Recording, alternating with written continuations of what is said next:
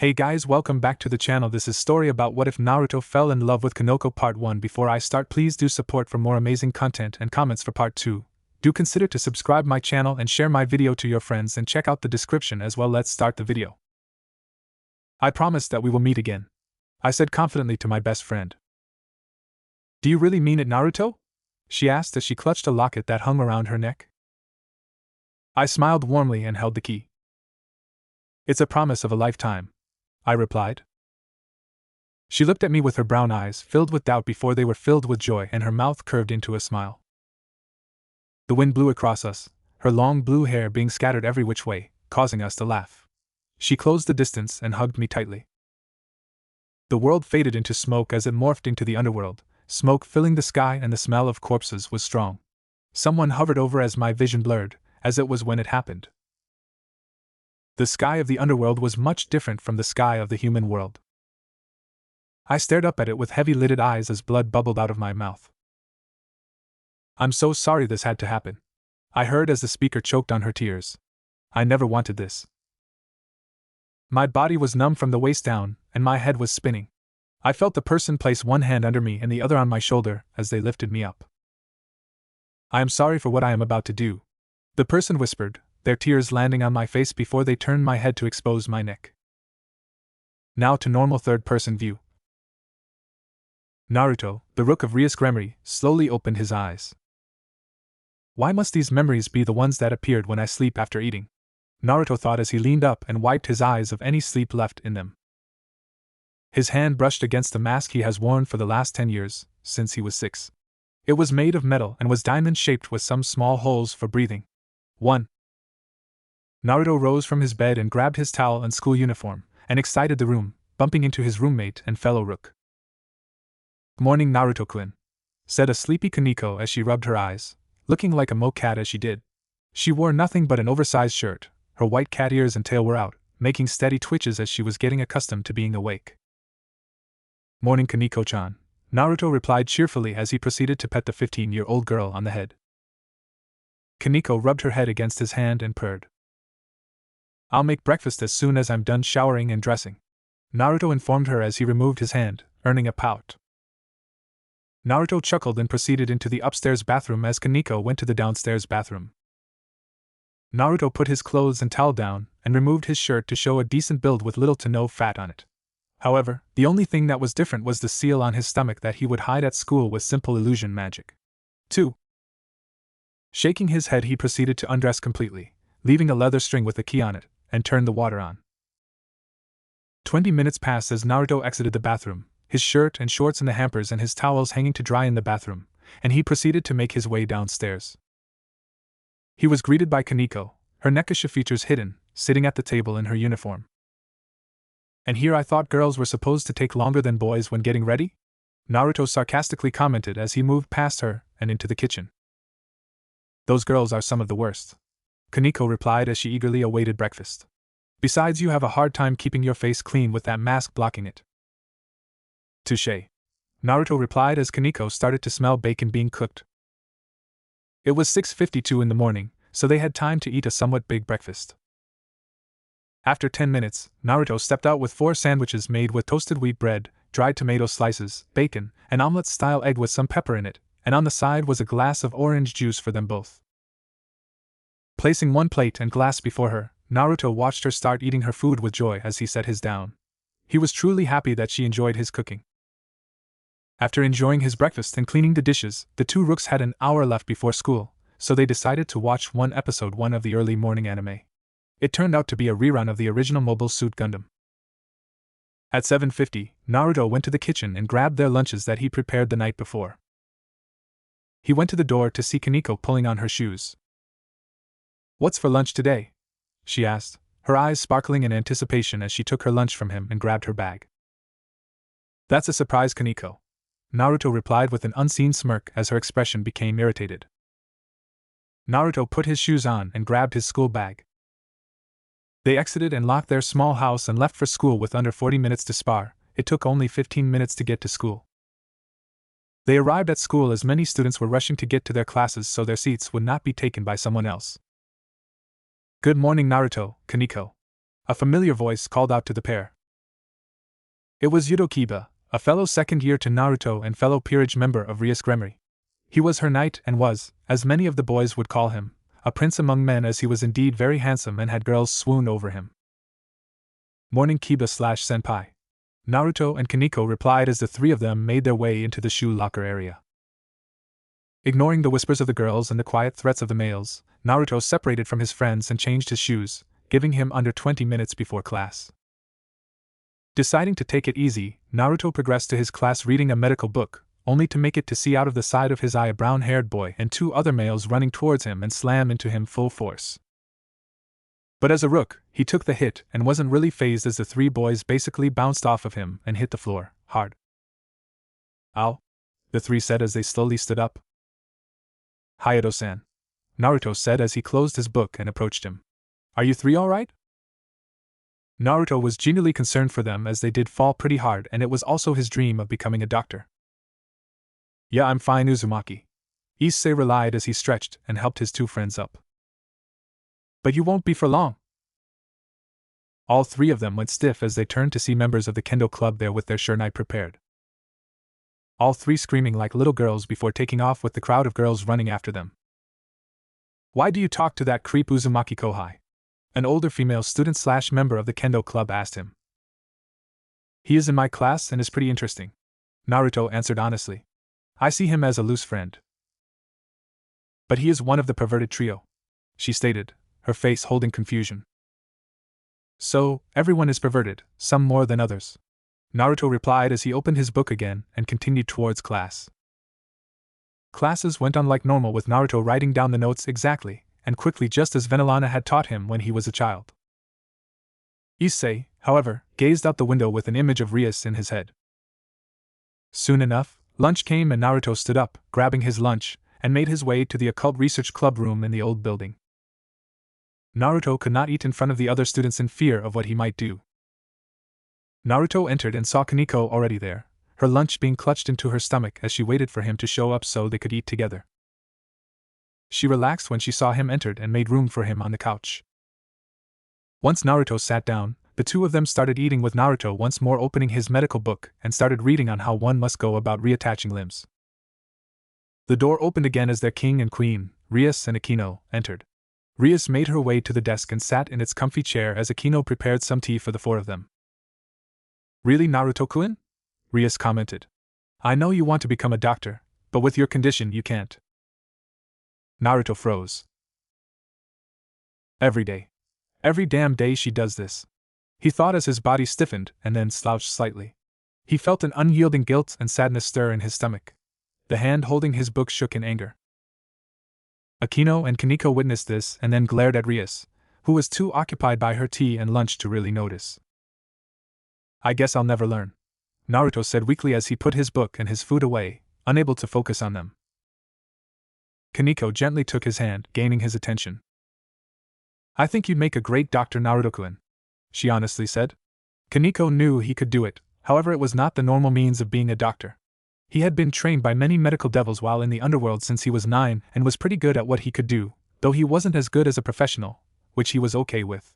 He did lack knowledge on the traditional human methods, and knew he could not use healing magic on normal humans without any unnecessary trouble.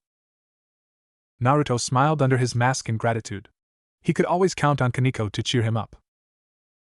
Thanks for your support, Koneko-chan, he said as he placed his hand on her head and ran it through her silky white hair. Koneko leaned in and purred against his arm.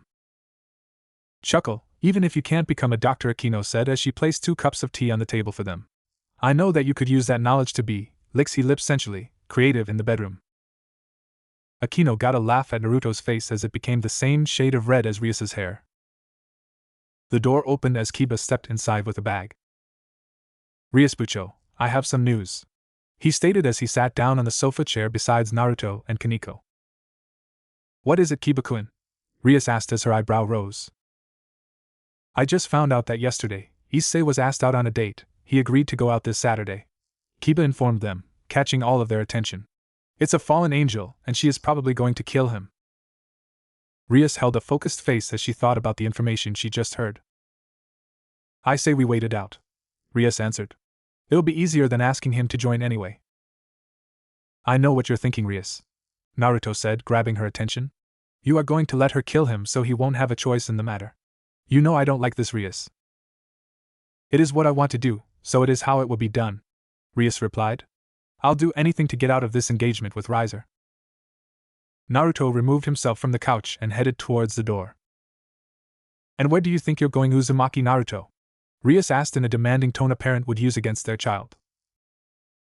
I'm going to put an end to this before it starts, Naruto said. I'm going to kill her before she kills Issei-san. As your king, I order you to stop, Naruto. So I can let some fallen bitch kill my friend? No thanks. You owe my family, Naruto. Naruto stopped. She played that card. The door handle was destroyed by the force of his grip. Naruto had owed a great debt to Surzex Lucifer, his wife, and his parents for letting him live. Naruto was not Japanese, but an Italian-American born to an Italian mother and American father who moved to Italy before he was born. His father died from stress, which kick-started a heart attack in the young man. His mother died after giving birth to him in a church orphanage in the countryside, living long enough to give him his name, Naruto. Thus many people mistook him for being Japanese. He was happy there. However, he was saddened when he was never adopted when adults came by. Something about him seemed to repel them. This lonely feeling vanished when a young girl named Zenobia, who was also born in the orphanage, walked up to him and asked to be friends when he was 5. Shortly after, the orphanage got a new worker. She had long pink hair and emerald green eyes. Naruto and Zenobia took immediate interest in her as she was young and was very accepting of everyone. She even took them shopping when the orphanage needed food or other supplies. 7 months passed and Zenobia was told by a member of the Vatican that she was wanted to help God. Zenobia was sad as Naruto did not get an offer, but with a promise and a locket, she left promising to become strong to protect him and everyone else in the world from evil. 2 months passed and then Naruto was turned into ghoul. He does not remember who did it, but he knew if he finds them, he would make them pay. He had no idea how much time had passed, but Naruto had woken up one day in the underworld with his mask covering his mouth. He then noticed Surzex, Graphia, and the heads of the Gremory family, Venilana and Zeoticus, were there and they began telling him how he ended up here. He learned that he had been wandering around, killing civilian devils and eating them to satiate his hunger. Naruto remembers almost vomiting. But what made it worse was that he had snuck into the Gremory family cemetery, and was digging up one of them to eat the body when they found him. After that they said that he attacked them, actually taking a bite out of Venilana, shown by her healed forearm being scarred, but with a weak child's body they subdued him and had Ajuka Beelzebub make the mask and the seal to help him. He was later given to Rias, and once she heard he did not have a last name, she named him the name Uzumaki because of his given name being Japanese. Naruto shook with rage. He left the room and left school, missing class for the rest of the day. Next day, Koneko knocked on Naruto's door. Silence. Nothing. Nada. Naruto, get out of bed, she said sternly. We are going to be late for school. After another minute of silence, Koneko forced his door open, seeing him under his blankets, asleep. Gently pulling them off, Koneko went to shake him awake, but she stopped. His face was stained with dried tear trails and his sheets were drying from all those tears. Her heart dropped as she saw this. Koneko ultimately decided not to wake him and put his blanket back on him. She was about to leave when she leaned in close to his face and kissed his temple.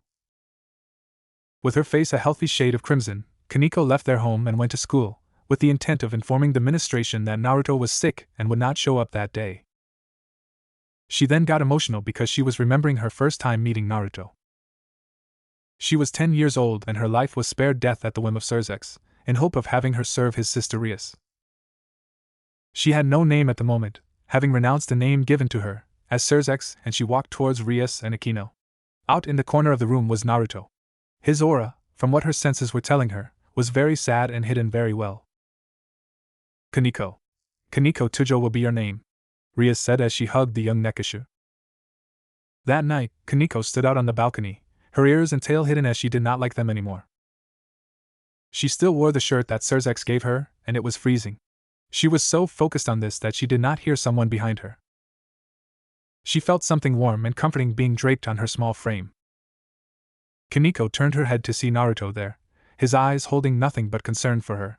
He even told her to not walk out at night wearing little clothes because she could catch a cold. His aura very different from the sad feeling he had earlier. It felt alive and vibrant. It was warm and comforting. It was accepting and willing to love. It was that reason that Koneko started to get to know him. When she found out he was a ghoul, a creature driven by its instincts, Koneko felt even more of a connection with him. Both were beings whose instincts revolved around killing. They were kindred spirits, both dealt a hand neither wanted, but had to live with. Koneko shook her head and entered the main school building and talked to the administration about Naruto's attendance. Naruto's and Kaneko's apartment. It was mid-morning and Koneko was doing her leftover homework when she heard Naruto shuffle downstairs. Koneko looked up to see him trudge into the kitchen and heard him get ready to make them breakfast. Closing her math book, Koneko entered the kitchen to see Naruto at the stove, trying to light it. "Are you alright, Naruto-kun?" she asked, seeing him jump slightly, having not seen her. "Yeah, why do you ask?" Naruto answered after getting his composure back and turning off the gas on the stove. "Can you grab the butter and eggs for me, please?" "You cried in your sleep," Koneko stated as she went to the fridge and pulled out the items he asked for. "I was worried because you slept all day yesterday and were not eating." "I'm sorry for worrying you, Koneko-chan," Naruto responded as he pulled out a bowl, a whisk, sugar, salt, flour, and baking powder. "I can take a guess that Rias had you spy on Issei-san and his girlfriend yesterday to figure out when their date is." Koneko nodded as she watched him crack the eggs and mix the items together until they were mixed smoothly. Koneko's eyes widened with stars as Naruto reached for the cupboard again and pulled out a bag of chocolate and caramel chips. She drooled as he poured a hefty amount of both in the bowl and stirred it again. "May I ask when they are meeting today?" he prodded as he returned his attention to the stove and frying pan. "Are you going to interfere? Rias Bucho will be angry if she finds out," Koneko stated as Naruto poured the batter into the buttered pan. "Yes. I can't obey an order that will prevent me from saving a life," Naruto replied as he carefully watched the batter start to bubble, letting him know it was time to flip it. "It is like if Rias ordered me to kill you. I would not follow it even if it meant being marked astray." Koneko nodded in agreement. She believed anyone of Rias's peerage would disobey her if she did that. "Are you still angry at her for yesterday?" Koneko asked as Naruto stopped what he was doing. "Sigh, I don't hate Rias. I just don't like how she treats me and how she is willing to let someone die just so she can get a potentially strong member without their consent and to get her out of this marriage," Naruto said as he flipped another pancake. "She is selfish and I sometimes wish that Lucifer-sama had just killed me so I would not have to deal with her." Koneko inhaled angrily. "Don't say that, Naruto-kun," she shouted, making him flinch as he turned to look at her. "If you had died then we would have never met, and I would have never I probably would still feel lonely." Koneko took deep breaths as she recovered from her outburst, her face completely red. She had almost told him she loved him. "You're right," Naruto said with an unseen smile on his face. "If I had died I would have never met any of you guys and would not be happy." Koneko nodded again as she watched him finish the pancakes and place a massive slice of butter on them for her. "Here you go. I'm going to shower, then I want to know when Issei-san is going on his date," Naruto said with a gentle rub of her head and a hug. "Skip Issei's house."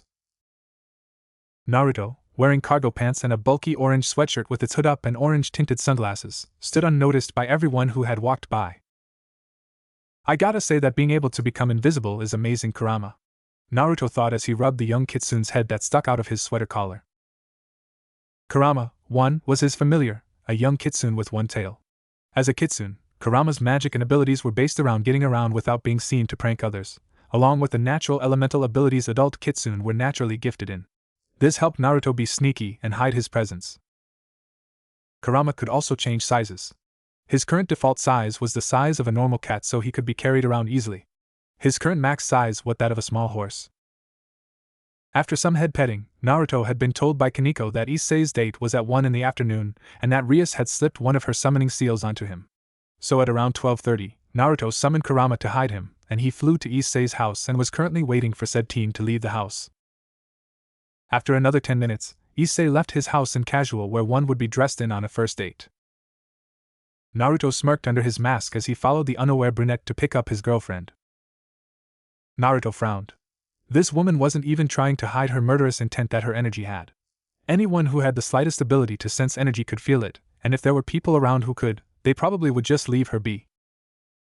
Several hours passed as Naruto witnessed Issei guide the fallen angel around, buying them lunch and taking her to an arcade.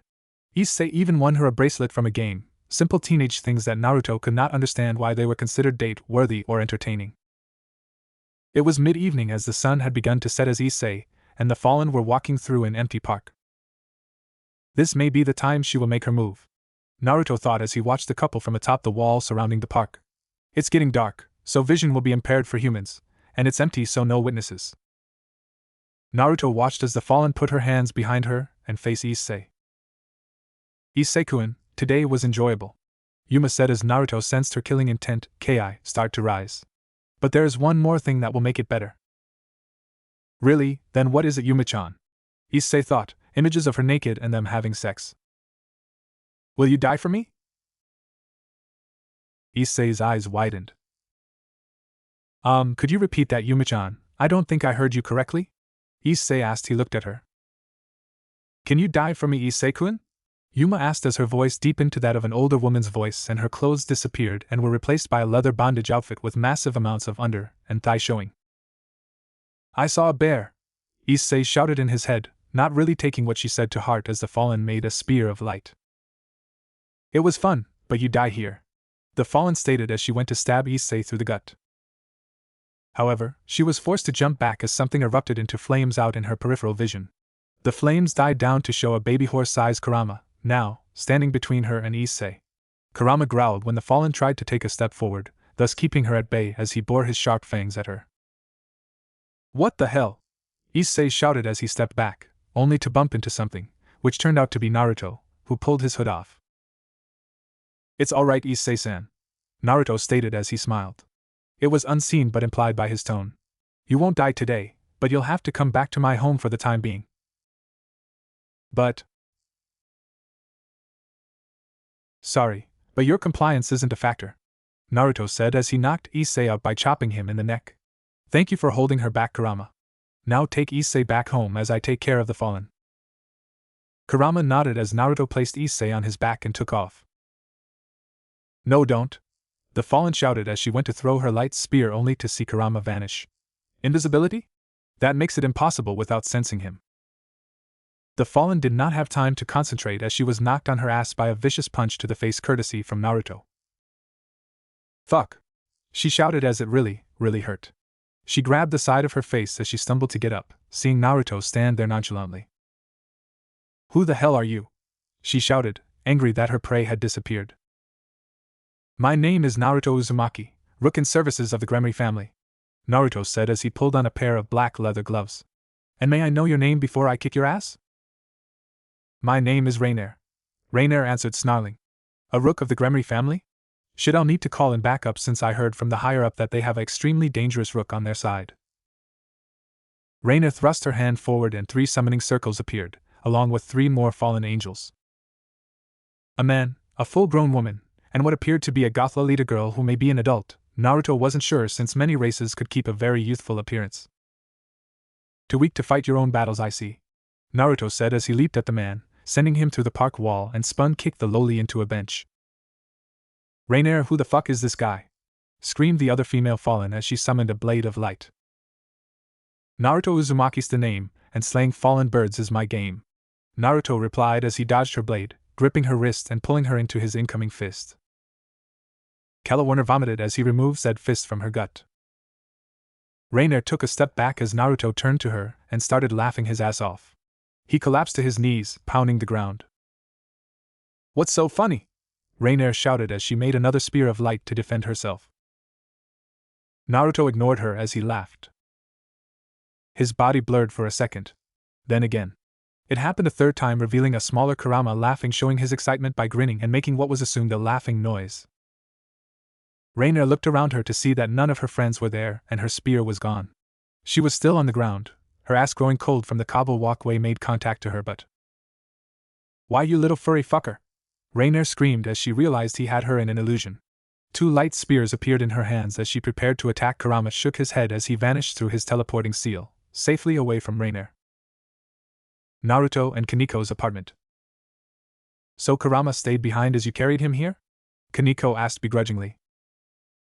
She looked at Issei's sleeping form on their couch as she and Naruto sat at the table eating a light dinner. Yeah, I wanted to get him out of there safely, Naruto said as he took a bite of his toast. Kurama could have done it, but he was reaching the limits of his invisibility. He is still a baby Koneko-chan, so I can't push him hard. But leaving him to fight a fallen angel is alright? Koneko questioned with a stern gaze. As she did, a small magic circle appeared and Kurama popped out of it, physically alright with no visual injuries. So Kurama, did it go well? Naruto asked as his vulpine summon padded towards Koneko and snuggled into her lap. Kurama let out a content whine and nodded as he snuggled closer to Koneko as she rubbed his back. See, he's fine, Naruto stated as he finished his dinner.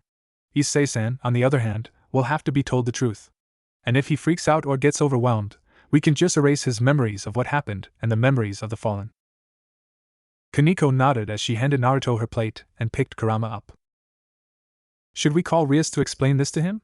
Koneko asked as she held Kurama like a newborn babe and rubbed his belly, much to his liking. No, I do not want her here at the moment, Naruto said hotly. You are still mad, Koneko stated. Naruto nodded. Anyway, let's move Issei to the guest room. And oh, he will go home. We can set up seals to prevent another attack. Koneko snapped, interrupting Naruto. Any reason? Naruto asked, quirking his eyebrow. I can deal with his scent in the living room, but to smell him all over will be unbearable, Koneko responded. Naruto chuckled. Alright, I'll use Kurama's illusion to play Issei for a bit, Naruto said as he took Kurama from Koneko, placed him in his jacket, and put Issei over his shoulder. Rias's apartment. Why hasn't he used the flyer yet? Rias questioned in her head. It was almost 10 at night, and she had yet to feel the magical pull of the flyer that she put on Issei. What is keeping him from using it? Rias pondered for several minutes, thinking he removed it from his person or that the fallen angel had destroyed it. Then it dawned upon her. Naruto had stopped the fallen from killing Issei. Angry, Rias activated her summoning circle and stepped into it. Next thing she knew, she was in Naruto's home, with the sound of water hitting water echoing off the walls, until Rias turned to see where the sound was coming from, only to see Naruto taking a piss. What the fuck are you doing in my bathroom, Rias? Naruto shouted, turning his back towards her so he could cover his junk. Rias's face was the same color as her hair as she turned away to the door. The door opened, Koneko on the other side, her eyes holding confusion and then anger as she saw her king in her bathroom with Naruto. Several minutes passed before Rias could talk again. Why did she have to come here while I was going to the bathroom? Naruto thought as Koneko sat by his side, very angry. She could have seen his why is she here? Koneko thought, her cheeks flushing red as she shook her head. What do you want at 10 at night, Rias? Koneko asked sternly as she glared at their king. I was waiting for Issei to use the summon circle we gave him, but he has yet to do it. I thought of a number of things that could have happened, but the most plausible one was that Naruto stopped him from dying. Rias answered honestly. I teleported to Naruto's exact position, which ended up being the bathroom. Rias looked directly at Naruto. So, did you interfere with Issei's date, Naruto? Naruto sighed. He had hoped to do this tomorrow when he was refreshed and not tired. He had gone to Issei's home, disguised as Issei, to drop the boy off and then sneak out through the window, but was forced to have dinner with the boy's parents. While being nervous, Naruto enjoyed himself. He actually wondered if this was what it to have parents. People who raised you and were not afraid to mess with you, even if it was on the perverted side. He rewrote their memories before he left them alone. After finally getting to his home, Koneko refused to let him go to sleep before he finished the homework he missed the day before. So, after 2 hours of work from all his classes, Naruto decided to use the bathroom only to have Rias interrupt him halfway through. Yes, I did, Rias. Naruto replied honestly. I could not let him die. So I followed him, and when the fallen angel, her name is Rainier, made her move, I stepped in. How could you disobey me like this, Naruto? Rias borderline shouted. You know how important he is to me. You only want him for his sacred gear. Naruto snapped. Koneko and Rias were taken back at this. Naruto usually was an easygoing person, and was rarely angry, but to hear him yell at Rias shocked them. You care nothing about him personally. He is just a tool for you to break your engagement to Riser, right? Yeah, but I also want to be his friend after that. Rias tried to argue. Naruto let out a hearty laugh that one could tell was full of sarcasm. You really want to be his friend? Naruto questioned. You are hilarious, Rias. If you wanted to be his friend, you would have approached him and asked if he wanted to be turned instead of letting a fallen kill him. Also, what would you have done if the fallen destroyed his body? What would you have done, Rias? Naruto stood up from his couch, not really letting Rias answer. Now get out of my home, he said. I'll bring Issei-sen to the clubroom on Monday. Naruto walked to the stairs and went up them. Well, Rias-bucho, I think you should leave. Naruto and I are going to visit Gasper tomorrow, and we need our sleep, Koneko said calmly. She was worried and wanted the cause of Naruto's outburst gone. All right, Rias said as she stood up. Thank you for your time, Koneko. See you on Monday. Later, Koneko replied as Rias vanished through her magic circle. Koneko walked upstairs and made her way to Naruto's room. She knocked on the door, which opened since it wasn't really shut. She entered Naruto's room. One wall was full of bookshelves which were full of manga, medical books, and others' books. The other wall was where his bed and nightstand near the window were stationed. The final wall had his desk and his dresser near his closet. On his bed, Naruto lay in his underwear and a shirt. He was on his side, not really paying attention to Koneko as she made her way to him. Feeling the bed shift, Naruto turned his head to see Koneko, who moved to lay before him and wrapped her arms around him and lay her head on his chest. His attitude changed from a frothing anger to being at ease and calm. Naruto wrapped an arm around her. Good night, Koneko-chan, he whispered as he started to drift off. Good night, Naruto-kun, Koneko replied as she snuggled closer. Skip, High School, end of the school day. Issei was extremely confused. He had woke up on Sunday and asked his parents how he got home the night before. When they said he never left home, Issei said he went on a date with Yuma. They asked him who he was talking about. That was a massive red flag. The next one was when his fellow perverts and friends, Matsuda and Motohama, said that they had no idea who Yuma was and asked if he renamed his left hand. However, the biggest red flag was with Naruto. Issei asked Naruto if he had met up with him on Saturday. Naruto replied with "I'll tell you later after school." Issei looked at the clock on the wall. They still had 5 minutes left until class was over, and it was destroying him that he did not know what was going on. I remember that Naruto saved me from that scary woman, Issei thought as he gripped his head. Could it all have been a dream? No, it can't be. Naruto would have also asked what I meant if it wasn't a dream. The minutes dragged on and then finally, the bell rang and everyone started to pack to go home. Issei looked over at Naruto, who was grabbing his packed bag. So Issei-sen, follow me please, Naruto said as he looked at the brown-haired pervert. All right, Naruto, Issei muttered, grabbed his bag and followed him out of the room. The two walked out in silence as Naruto read his book. Issei followed Naruto through the school and out of the main building. Naruto, where are we going? Issei asked nervously. The old school building, Naruto responded as he turned the page. It is where the Occult Research Club meets. That is the club led by Rias Gremory, Issei shouted in shock. Yeah, it is, Naruto said with an eye twitch. Why are we going there?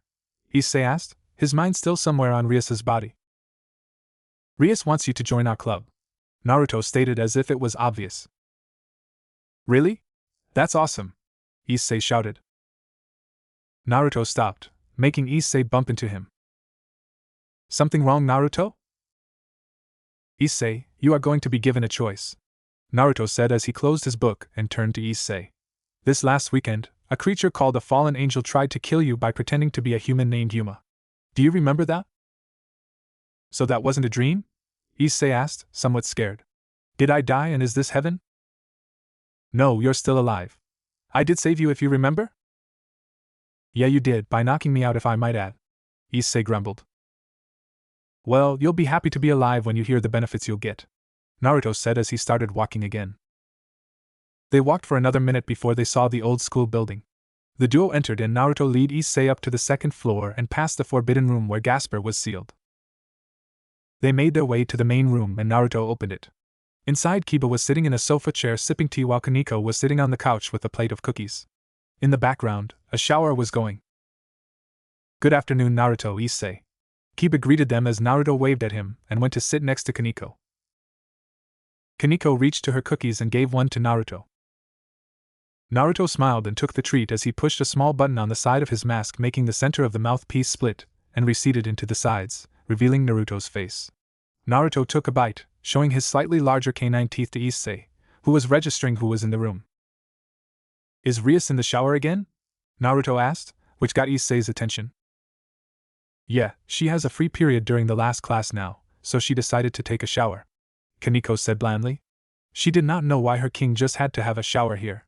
If she was, she should just have a bedroom and kitchen installed in the building and just live here. "That's strange," Naruto said as he finished his cookie and had the mask face once more cover it. Era, reverberated through the room as Akino walked in from the back with a tray with tea. "I know that voice anywhere." "Hey Akino," Naruto muttered as he leaned into the couch and turned to Issei. "You can sit down, Issei," Naruto said. "No one will bite except Akino." "What?" Issei said as he got nervous looking at the Buster Ravenet. "Ooh, don't give him any false accusations, Naruto-kun," Akino said sensually as placed the tray down and she extended her hand towards Issei. "Greetings, Issei-kun. I'm Akino Himejima, Vice President of the ORC," Akino said with a happy smile on her face. "Issei Hayato," he said as he shook the girl's hand. At this point, the water sound stopped and the shudder of curtains echoed in the bathroom. "Seems like she's done," Naruto said as Koneko nodded. "She took a little longer than she usually does," Kiba stated as he stood up and stretched. He had been sitting for a while and wanted to move a bit. Issei was pulled to the couch by Akino and forced to sit as she gave him a cup of tea, which he accepted. 10 minutes passed and soon Rias entered the room and sat at the desk. "Welcome, Issei," Rias said in a half-seductive, half-professional tone. "I am Rias Gremory, and I want you to join us and become a devil?" "This sucks serious balls, Naruto," Issei groaned as he stood on the corner of Koa Academy passing out flyers that afternoon, getting a nod of agreement from Naruto who was also handing out flyers. It had been 3 days since Rias asked Issei if he wanted to be a devil, to which he was very apprehensive towards. And he sort of felt justified in those feelings when he had to spend the first night watching anime with a man named Milton. Naruto chuckled at the memory of Rias's cheeks puffing in frustration. Flashback. "No!" Issei shouted, holding his arms in front of him, his bag on the floor. "I want to stay human and die a human. I am grateful Naruto saved me, but I don't want to leave my family." Rias's cheeks puffed out, each red. "What does he think I'll do?" she thought as she went to speak before Naruto coughed to get Issei's attention. "Before we continue, I have a different question for you, Issei-san," he stated as the brown-haired boy looked at his friend. "What is your dream, Issei-san?" Issei had smiled. "My dream," he said as he spun around and flourished his arm upward, index finger pointing towards the heavens, "is to become the harem king." Issei radiated such confidence and pride that it was swiftly and painfully kicked in the. "You are the worst, Issei-senpai," Koneko said dryly as she ate another cookie. Issei instantly deflated. "Why are you so mean, Koneko-chan?" he questioned as he had tears in his eyes. His sadness was replaced with fear when the small white-haired girl glared death at him. "Don't use Chan with my name," she said slowly. Bonk. Kaneko's hands flew to her aching head. "That's enough, Koneko-chan," Naruto said as he stared at her. "You aren't helping Issei make his decision." Koneko huffed and turned away from Issei. "Back to my earlier question, Issei. How do you plan on becoming the harem king?" Naruto questioned said boy. "No idea, huh?" "Well, if you join this peerage, not only will you become a devil, but you can gain a harem much easier than you could as a human," Naruto informed. "Devils have accepted polygamy, while most of humanity hasn't." Issei thought about it for a second. "Here is another thing," Naruto continued. "If you leave, then that woman could attack you again and I might not be around to save you again." There was a pregnant pause. "I want to become a devil," Issei shouted. I want a harem. You're the worst, Koneko said as she sipped some tea. Issei looked at her and shrugged. It still hurt to hear that from a cute girl, but he could let it go. Well then, let's get you converted and see if we can get you to awaken your sacred gear, Rias said. She summoned a collapsible chess board as she stood up to stand in front of Issei. What's a sacred gear? Issei asked as Rias opened the chess board up, revealing red chess pieces, 1 knight, 1 rook, 1 bishop, and all 8 pawns. Sacred gears are tools created by the biblical God. There are many different types of different powers and abilities, Rias answered as she watched the pawns start to glow. Issei saw this, but had no idea what was going on. So what do I have? Issei asked anxiously. One thing at a time, Issei, Rias said as she held up all her pawns. Are you ready, Issei? As soon as Issei nodded, all 8 pawns floated out of Rias's hand and circled around Issei. Now, become my pawn and heed my call, Issei Hayato, Rias chanted as a magic circle appeared under Issei. As soon as those words were said, all 8 pawns shot into Issei's body. Issei felt a gently tingle sensation, but nothing more. I don't feel that different, Issei stated as he looked over himself. Well, you now have wings and a weakness to light and holy items and weapons, Rias informed. Really? Issei questioned. Yes, but you now possess the powers of the pawn, Rias stated before she turned her attention to the chessboard. Say, Issei, do you know anything about chess? End flashback. Naruto's covered face then turned into a frown. After Rias gave Issei in-depth knowledge on chess pieces, Rias had dismissed everyone but Naruto. Why? Well, it was to punish him for disobeying her. Naruto sighed as he remembered what she did. Rias has spanked him. Not only did she spank him 1,000 times, the basic punishment, she also Akino used her lightning on him. Akino took slight pleasure at this, but could firmly say she did not enjoy the fact that Naruto had an extremely high pain tolerance, as all he did was make a frown which she could not see with his mask. The rest of his punishment was to pass out flyers with Issei. So, Naruto, what do you think Bucho will make us do tonight? Issei asked. Earlier that day, Rias sent her peerage a text saying to meet up that night at the old school building. It's probably a stray devil, Naruto replied as he looked over the flyer table. They only had a single stack each. And to also break you into the business and to possibly awaken your sacred gear. If that is the case, then I'm looking forward to tonight, Issei stated with a huge smile. Naruto, what piece do you think I should promote to? Both boys grabbed their last stack of flyers. Well, that is easy, Naruto said. You have little to no magic at the moment, so becoming a bishop isn't worth it. A knight's speed can be useful, but with no fighting style it is just a single ability boost. So I recommend that you promote to becoming a rook for the increased defense and attack strength. A rook, huh? Issei said as he finished handing out his flyers. What about the queen though? Doesn't it have the combined power of the knight, rook, and bishop? Naruto also finished his stack and nodded. It does, but 200 times 0 is still 0, Issei-san, Naruto replied honestly. At the moment, you aren't ready, and your sacred gear is still dormant. Issei deflated a bit at being called weak, but he bounced back. So when I get into enemy territory, I'll promote to a rook till further notice, he said proudly as the two grabbed the collapsible tables and returned them to the club room. Do you have any ideas on how I can awaken my sacred gear, Naruto? Naruto stayed silent as he thought about it. Can I really use the same method Grafia-sama used when she started training me in magic? Naruto questioned. After becoming a devil, everyone had some magic awaken in them via their evil piece. All it took was the correct motivation and situation. Well, there is one way that we can try, Issei-san, Naruto stated as they entered the old school building. Alright then, let's try it, Issei said enthusiastically as they put the tables away. If you're sure, then let's take this to the club room, Naruto said as he looked for a marker. Outside the old school building. I wonder how Issei-kun has adapted to being a devil, Kiba said as he, his king, and the rest of the peerage headed towards the clubroom. I don't really know, but Naruto-kun told me that he is adjusting quite well, Koneko said as the group entered the building. They made their way to the clubroom, and as they got to it, they heard grunting noises, specifically Issei's grunts.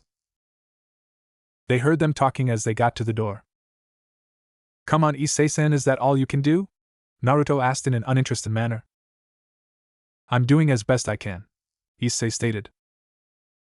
Rias, Akino, and Kaneko's faces lit red as their imaginations ran wild. Koneko, however, snapped out of it and realized that if they were doing what she imagined, then she would die of eternal self-hate and sadness. The doors flew off their hinges as Koneko kicked the doors and stormed in. Issei, sitting on the ground with his shirt off, sat before Naruto, also sitting on the ground.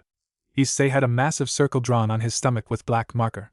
A line went from the center of the circle to the top of Issei's ribcage, then went to his left shoulder and down to another circle on his hand. What are you doing? Rias asked as she entered and saw what was going on. Naruto offered to help me call out my sacred gear, Issei informed them. It is the same way I was taught how to use magic, Naruto said as he turned his attention back to Issei. Come on, Issei, feel a pull in the pit of your stomach and force it through your torso, into your shoulder, and into your hand. Issei closed his eyes as he tried again. He could not really feel any pull. Come on, Issei, do it and I'll give you a picture of Rias in a bikini from last summer, Naruto promised. Rias sputtered as she heard this. Koneko smacked Naruto in the back of the head. Kiba chuckled as Akino was wondering if she should give Issei and Naruto a bikini pic. I'll do it, he said as he tried even harder, before he felt a burning sensation in the bowels of his stomach. Spiritually grabbing it, he moved it through the path Naruto laid out for him and forced it into his hand. Alright, Issei-san, now release the energy with a powerful image, Naruto informed. What should I use? Issei questioned as he strained concentration. I don't know, but I used the Vegito Spirit Sword from DBZ, Naruto said. Issei's eyes snapped open as he pulled his left hand, now clenched into a fist, back. Dragon Fist! He shouted through his punch, an image of Goku as a Super Saiyan 4 punching through an enemy with a golden Chinese dragon enveloping him. A flash of red and green energy erupted from Issei's hand that blinded him and everyone in the room. When it died down, there was a red plate of armor with a big circular emerald on the back of the hand with 2 gold wing-like spikes sticking out of it. The gear left Issei's fingers uncovered along with the bottom half of his arm. Wow, this is cool, Issei said as he looked at his newly acquired sacred gear. Indeed interesting, Rias said as she gently took his hand and looked at it. Issei blushed and brushed the back of his head with his right hand. Naruto's eyes narrowed as he looked at the red armor on his peer's arm. It's the boosted gear. It's also called the Red Emperor's Dragon Gauntlet. It's one of the 13 Longinus sacred gears, Naruto. Naruto blinked and looked to his right and then left. What was that? He thought as he shook his head. You okay? Koneko asked concerned. Did I hit you too hard? No, I'm fine, Koneko-chan, Naruto said as he stood up. So, why are we here tonight, Rias? There is a stray devil in my half of the city, Rias said as she turned her attention to her peerage. Abandoned house, edge of Ko City. The peerage of Rias Gremory teleported to the area of stray devil activity. The stray here has been tricking humans into this building and devouring them, Akino said, cautiously glancing at Naruto. Our mission is to find them and destroy them. Sounds easy, Kiba said. Everyone but Issei nodded. Issei walked beside Naruto feeling a huge twinge of fear and anticipation. Issei, since you just awakened your sacred gear today, you'll hang back with me and watch as we deal with this threat, Rias stated as she stood before everyone and opened the doors. Naruto slipped on some leather gloves as Koneko pulled on a pair of boxing gloves. Kiba drew his sword and Akino smirked sensually as she smiled in anticipation. Kiba, Naruto, and Koneko entered the building, all on alert with Rias and Issei following behind them. Now Issei, I explained how each piece in chess works, not let me explain what they do in devil-evil piece terms, Rias said as there was movement deeper within the building, more so on the ceiling. I smell flesh. A smooth, sensual voice spoke as the stray moved closer. She had a human-like appearance from the thighs up, naked, but the rest of her body looked like it was torn from Tim Burton's Beetlejuice's wettest dream. It was like a chimera's body with a gaping mouth, closed, and a long snake tail that could crush any one of them. Issei exclaimed happily and somewhat terrified. I see a Gremory slut and her gang of merry fucks have come to my humble abode, the stray said as her face contorted into a sickening smile. Visser, you betrayed your master to fulfill the desires you have, Rias stated, her posture that of one of power and elegance. In the name of the great Gremry family, be gone or meet your death. Visser grabbed her and massaged them. Shut the fuck up, Gremry slut. You're just jealous that you aren't as great as mine, Visser said as she laughed and continued to massage herself. This is your final warning, Visser, Rias continued. Go back to your master now. Wow, this is a stray devil? Issei asked, before a perverted look appeared on his face. She looks like a porn star. Well, strays tend to do things dirty, and this is just an example, Kiba said with a half smile as red magic circles appeared on Visser's. But she's got a nice rack, Issei said sadly. This was thrown out the window when the strays shot out yellow beams of magic at the group. Kiba, Akino, Naruto, and Koneko dispersed while Rias grabbed Issei and moved out of the way. The yellow blast hit the wall and melted the areas they hid away. Oh shit! Issei shouted as he called forth his sacred gear. Kiba! Rias shouted as she and Issei recovered. Onit Bucho! Kiba responded as he seemingly vanished. Wow, he vanished? Issei exclaimed as he could not see Kiba. No, he didn't, Rias said as she helped Issei up. When reincarnated devils are gifted with a night piece, they gain immense speed. Kiba is blessed with these and a sacred gear called Sword Birth, thus his ultimate attack weapon is his sword.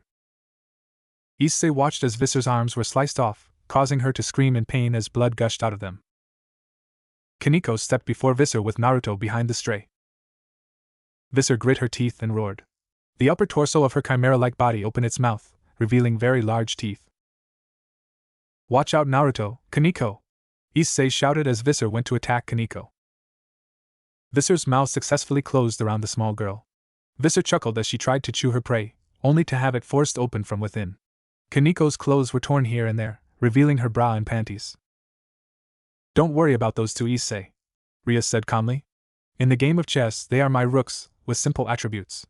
They gain immense physical strength and enhance durability, making them tanks in a way. Hey Naruto-kun, Koneko called out. Time for some volleyball. Right.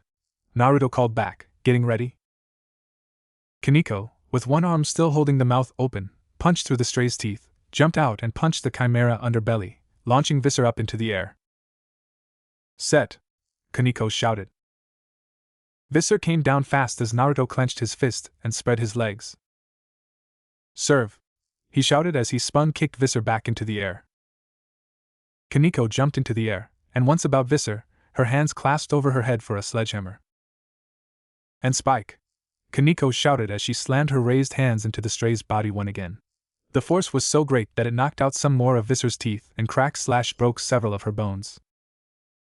Note to self, never piss them off, Issei said as he watched Naruto hand his school jacket to Koneko to cover her up. Akino, it's time, Rias said as her queen smiled. Is it that time already? Akino asked as she licked her lips. Issei chuckled perversely at that when he saw one of Visser's cut arms levitate and head towards Rias. Watch out! He shouted as he jumped forward, pushed Rias away, and punched the appendage with his armored hand. Ow, thanks for that save, Issei, Rias said sincerely. Chest puff out, well, I am your pawn, so I'll always be there to protect my king Rias, he stated proudly, very happy that he could help out, even if it wasn't as grand as the others. Rias smiled as she stood up.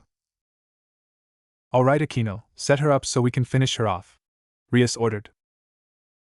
The smirk on Akino's face got more heated as she stepped closer to the stray. You know, you aren't the only one who loves to play rough, she stated as she summoned forth lightning from her hands. Akino is my queen, Issei, Rias told him. She has the combination of the rook, the knight, and the bishop. She is unbeatable. Visser roared and glared at Akino. Ooh, you can still go? Akino asked gleefully as she raised her hands above her head.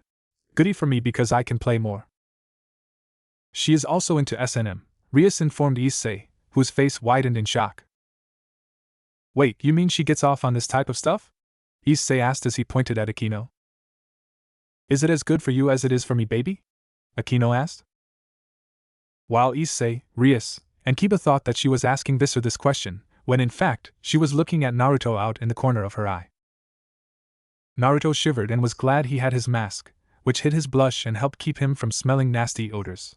Koneko, unfortunately, had to pinch her nose from the amount of sex pheromones Akino was releasing. Stupid sadist. Koneko thought as she watched Akino scorch the stray, who was screaming. That's enough, Akino. She's had enough. Rias ordered. Really? Akino asked childishly. She lowered her hands and cupped her face with her left hand. It's over already? And I was just about to enjoy myself. Her eyes narrowed as she glanced at Naruto. She caught his eye and licked her lips hungrily. Naruto shivered again. He knew of Akino's sadism, so he did fear for his life. Koneko, who also saw this, gripped Naruto's arm and glared at Akino. This was interpreted as "you want him," came and try it by Akino, who smirked at a challenge. Visser groaned in pain as she opened her eyes to see Rias standing over her. Any last words? Rias asked as she spread her arms to make a magic circle. Go to hell. Visser gasped out. Rias smirked, then scowled. All right then, Rias said as black magic energy with red edges covered the magic circle. Game over. The energy shot from the circle and hit the stray, obliterating her without a trace. Issei looked on in awe. The light from Rias's attack died down as she turned around. We're done here, she stated with a warm smile. Let's go home. Sounds good. Everyone but Issei said. So is this what devils do now? Issei asked, getting everyone's attention. It is a part of what we do, Kiba answered. If we aren't slaying strays, then we usually take care of our contracts. How do we normally do contracts? Issei asked since Naruto had offered to teleport him to Milton's place the night before. Yeah, those flyers you and I were passing out today, Naruto replied. Those papers let the person summon one of yous, who though depends on the strength of the person's desire. So, if that fallen angel killed me then? You would have summoned me, Rias said as she walked up to Issei and hugged him. Thank you again for saving me, Issei. Issei blushed as he felt her cleavage press against him. Yeah, and no problem, Bucho, he said as he looked anywhere but Rias. Naruto smiled under his mask. You've got a long way to go, Issei, but I believe in you. Naruto wrapped an arm around Koneko, making her blush, as he teleported the two of them home. Next morning. Shit!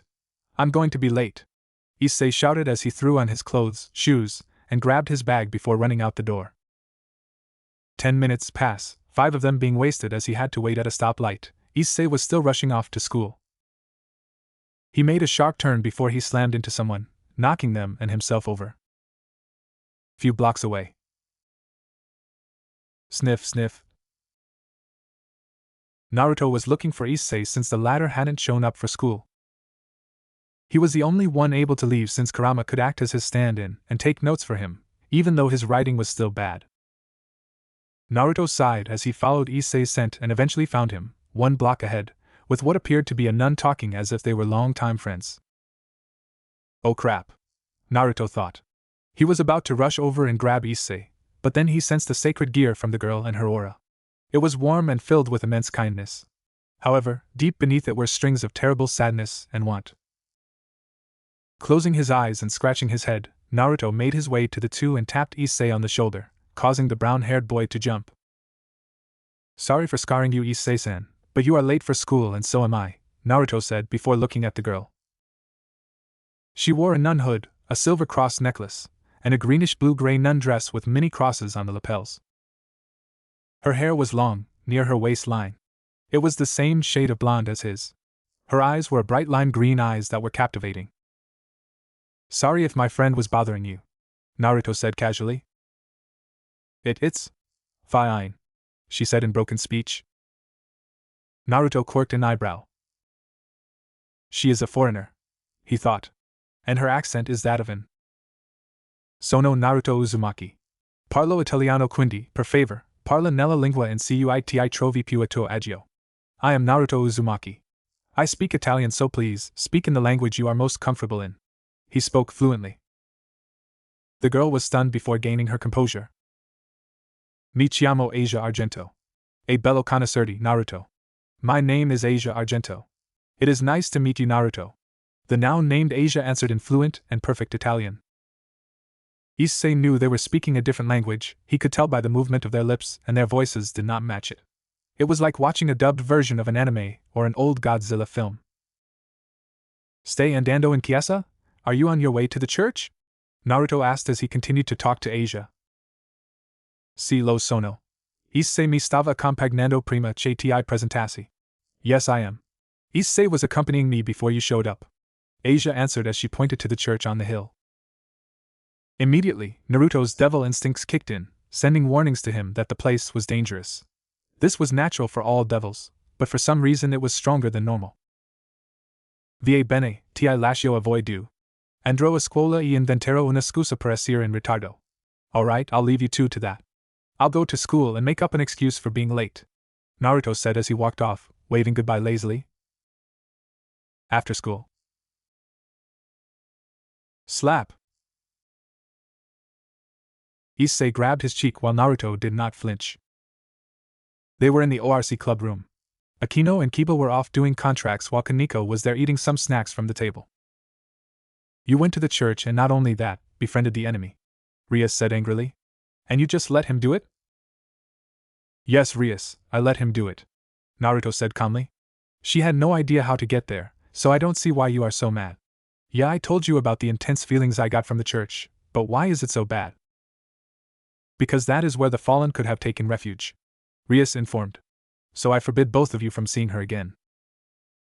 Issei's eyes opened wide. "But Bucho." "No buts, Issei," Rias said. "I don't want you to die, so for your safety, don't go near there." Issei looked at the ground. He remembered the heartache he felt when Asia told him her story, from awakening her sacred gear, to being excommunicated from the church for healing a devil.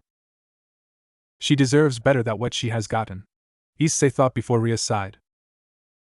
On another note, Koneko is swamped with requests, so could you take one of them? Rias asked seriously. Sure, no problem, Issei answered. Good, Rias said as she looked out the window. Do try to bring back a contract, and don't disappoint me. Issei looked at the ground. Yeah, will do. He slowly made his way out to get on his bike.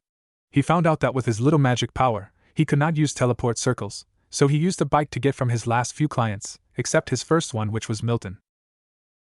Naruto walked up to Rias and looked out the window also. He is doing his best, Rias, Naruto said as Issei got on his bike and pedaled off. So you did not need to put him down like that. Rias sighed and walked away. What I do to show him how serious this is should not be a concern of yours, Naruto, Rias said as she teleported to an important meeting with Sona Citri. Naruto walked over to Koneko and sat on the couch. Did you really have so many contracts tonight? He asked. No, just 3. Koneko replied, swallowing the snack she was eating. Bucho wants the pervert to get more possible contracts, so I offered him a simple on. Really? Who was it this time? Naruto asked. He knew Issei took one of Kaneko's regulars before, the man who had a great manga collection that Rias would be jealous of. Mr. Takamichi, the guy that liked to play games. Koneko answered as she went to grab another snack, but was pulled into Naruto's lap, facing away from him.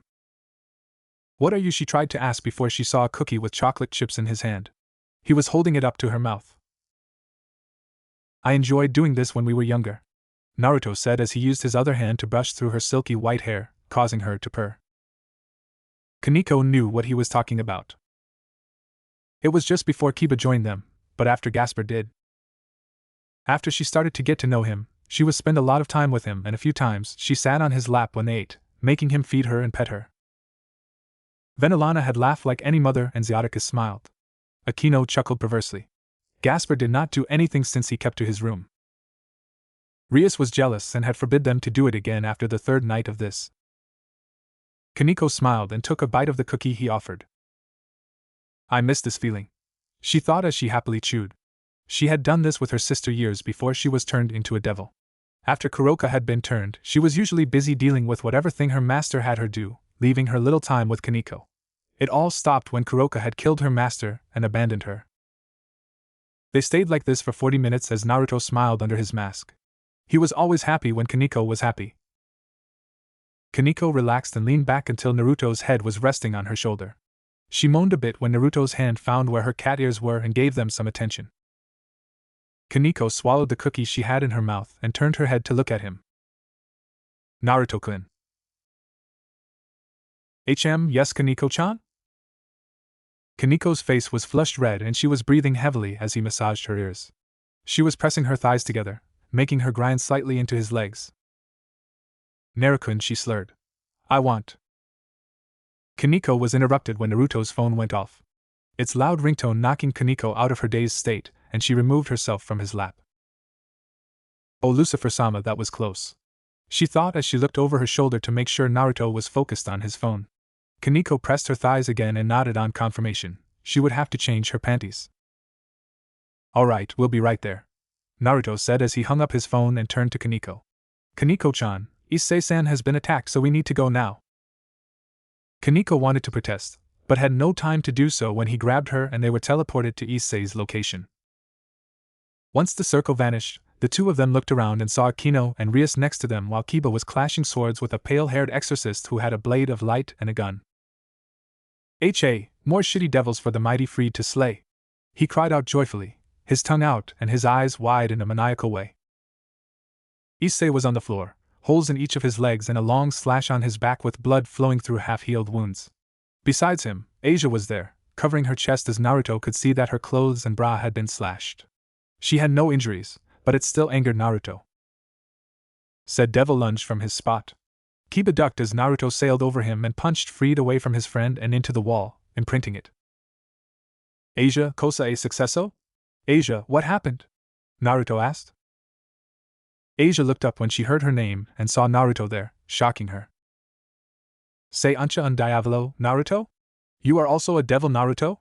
She asked, scared out of her mind. Naruto nodded and returned his attention to Freed, who was getting out of the hole he made. How dare you attack me, you piece of shit! Freed shouted as he pointed his gun at Naruto, who brought his arms into a X-guard in front of him. No! Koneko and Asia shouted. The bullet landed on the ground harmlessly as Naruto smirked. As if a little holy bullet could break through my defense? Naruto said. At least while I'm coating my arms in magic to make them stronger. It still hurt, but at least he can effectively stop a bullet without risking death. Well, shit! Freed cursed before he smirked evilly. There are fallen angels outside, Koneko shouted as Freed started to laugh. What are you going to do now, shitty devils? He asked sarcastically. You are surrounded. His response was a couch pushing him through the wall, courtesy of Koneko. Naruto, we need to grab Issei and go, Kiba said as he grabbed Issei. We need to take Asia also, Issei cried out as he looked at her. She can't teleport with us, Akino informed. Only those who are members of the Gremry peerage can use it. It's okay, Issei, she said with a sad smile and tears running down her face. She passed out from all the excitement her body dealt with the last few minutes. Asia! He shouted before Koneko knocked him out. Come on, Naruto, the fallen are closing in, Rias ordered. No, go on ahead, Naruto said as he had a small blue summon circle appear. Kurama popped out and landed on his shoulder. I'll bring Asia and you can ask her if she wants to become a devil. No, Naruto! Rias shouted. The circle was forcefully activated when Naruto put his magic into it, leaving him and Kurama with Asia. Alright, Kurama, it's time to hide, Naruto said as he grabbed Asia in bridal style, making sure she was covered to keep her modesty. Kurama nodded and activated his magic to make them invisible and their presence masked. It would probably hide them for a few minutes since some of the fallen could have strong sensing abilities, so Naruto booked it through the hole in the wall, making sure to step on Freed's face and made his way home.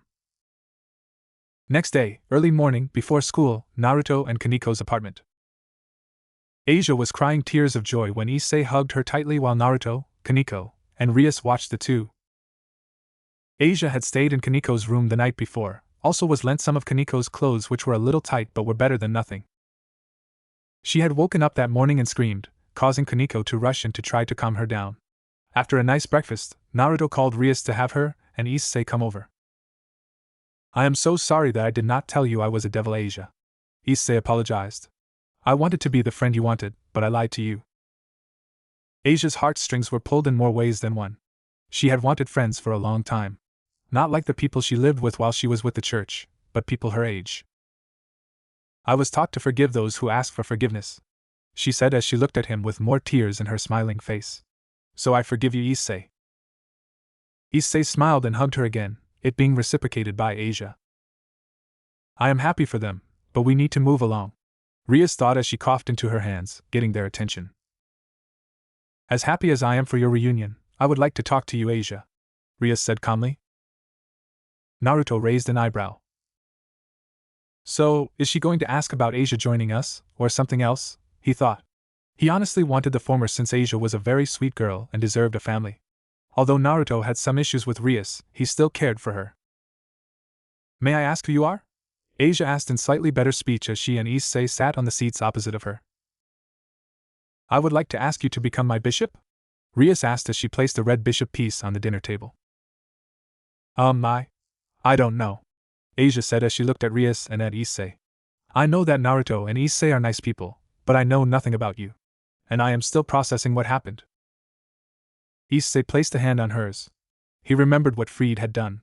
He had touched and groped Asia in front of him the night before, and she was still coping with it. Asia, Rias is a very loving person, Naruto said. She and the other members of her clan treat their peerage members like family. So if you join us, you will have friends and will have a chance to go to school. You'll be able to live a better life, one not controlled by the fallen angels.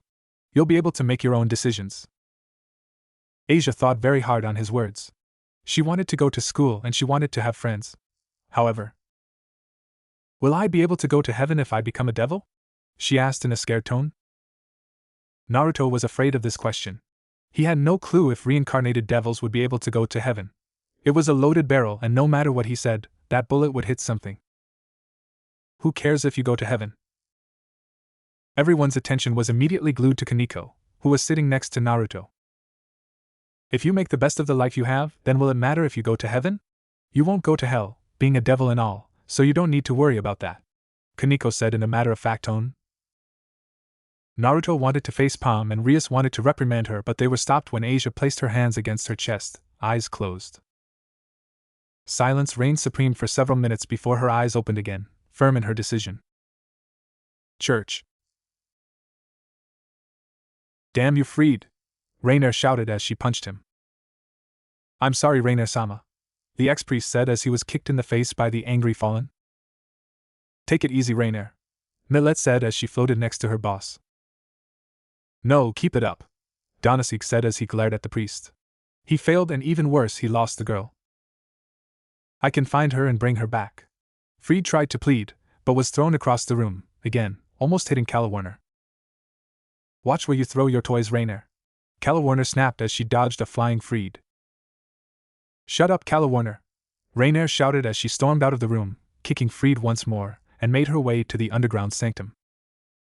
She needs to find a better way than doing that to let out her frustrations, Millet said as she landed on the floor. She need to get laid. Oh, like you did 3 centuries ago? Donasik asked with a smirk. Yeah, like I fuck you. Co-Academy. My name is Asia Argento, Asia said in perfect speech, no problem since she became Rias's bishop. I am very pleased to meet you and I hope we can all be friends. Asia bowed to them, worried that she messed up before the class exploded with chatter. Naruto smiled under his mask as he watched the students ask Asia about herself. Many of the males asking personal questions to which Asia, being the innocent and pure girl she was, had no idea what they were meaning. This really irritated Issei to no end. Do you have any siblings? A random female student asked. Yes. I have an older twin brother, Asia said as her face became a light shade of pink before she pointed at Naruto. Naruto-ni is my brother. Everyone looked at Naruto. Our parents divorced shortly after we were born. I took our mother's name and Asia took our father's name, Naruto answered, giving them the false story. It worked very well, since Naruto never told anyone about his family or home life. Our parents recently died, so Asia came to Japan to live with me with our aunt from now on. Many female students squealed. It was so cute to have a caring older brother. It was not Naruto's idea. In fact, it was Issei's. He had pointed out that their hair was the same shade so they could pass off as twins. Naruto actually cooked him an amazing breakfast for such a good idea. Naruto also thought Issei wanted Naruto to know that he wanted to be with her, so Naruto let him know he was not going to pursue Asia. The teacher reined in the class and pointed towards the empty seat in front of Naruto, besides Issei. During the small break between classes, many females continued to ask Asia questions. Many of the males bombarded Naruto with questions about Asia, and he ignored all of them. If Asia was going to pretend to be his sister, then he would act like any brother would. He soon said that none of them were allowed to touch Asia. This did not count for Issei. After class, Naruto, Koneko, Asia and Issei were walking off of school campus together. Rias had decided to let the group have the night off since the night before was really hectic. So, Asia-chan's first day was good? Koneko asked as she walked next to Naruto. Yes, I enjoyed myself and everyone was so nice, Asia said. It was even better with Issei-kun and Naruto and I. Asia missed the angry look Koneko gave her when Naruto patted Asia on the head. Well, we should go home, you guys, Naruto said to the three of them. Since Asia was probably being hunted by the Fallen and Issei wasn't that strong yet, Naruto suggested that the two of them live with him and Koneko so they could protect Asia together. When the heat dies down, Asia could move in with Issei since she said she wanted to live with him. The small group of merry devils made it to their destination with no problems. Naruto and Koneko changed out of their school clothes into their sleepwear, a large overshirt and shorts, was going to wear for now since Issei was there, for Koneko and a tank top and shorts for Naruto.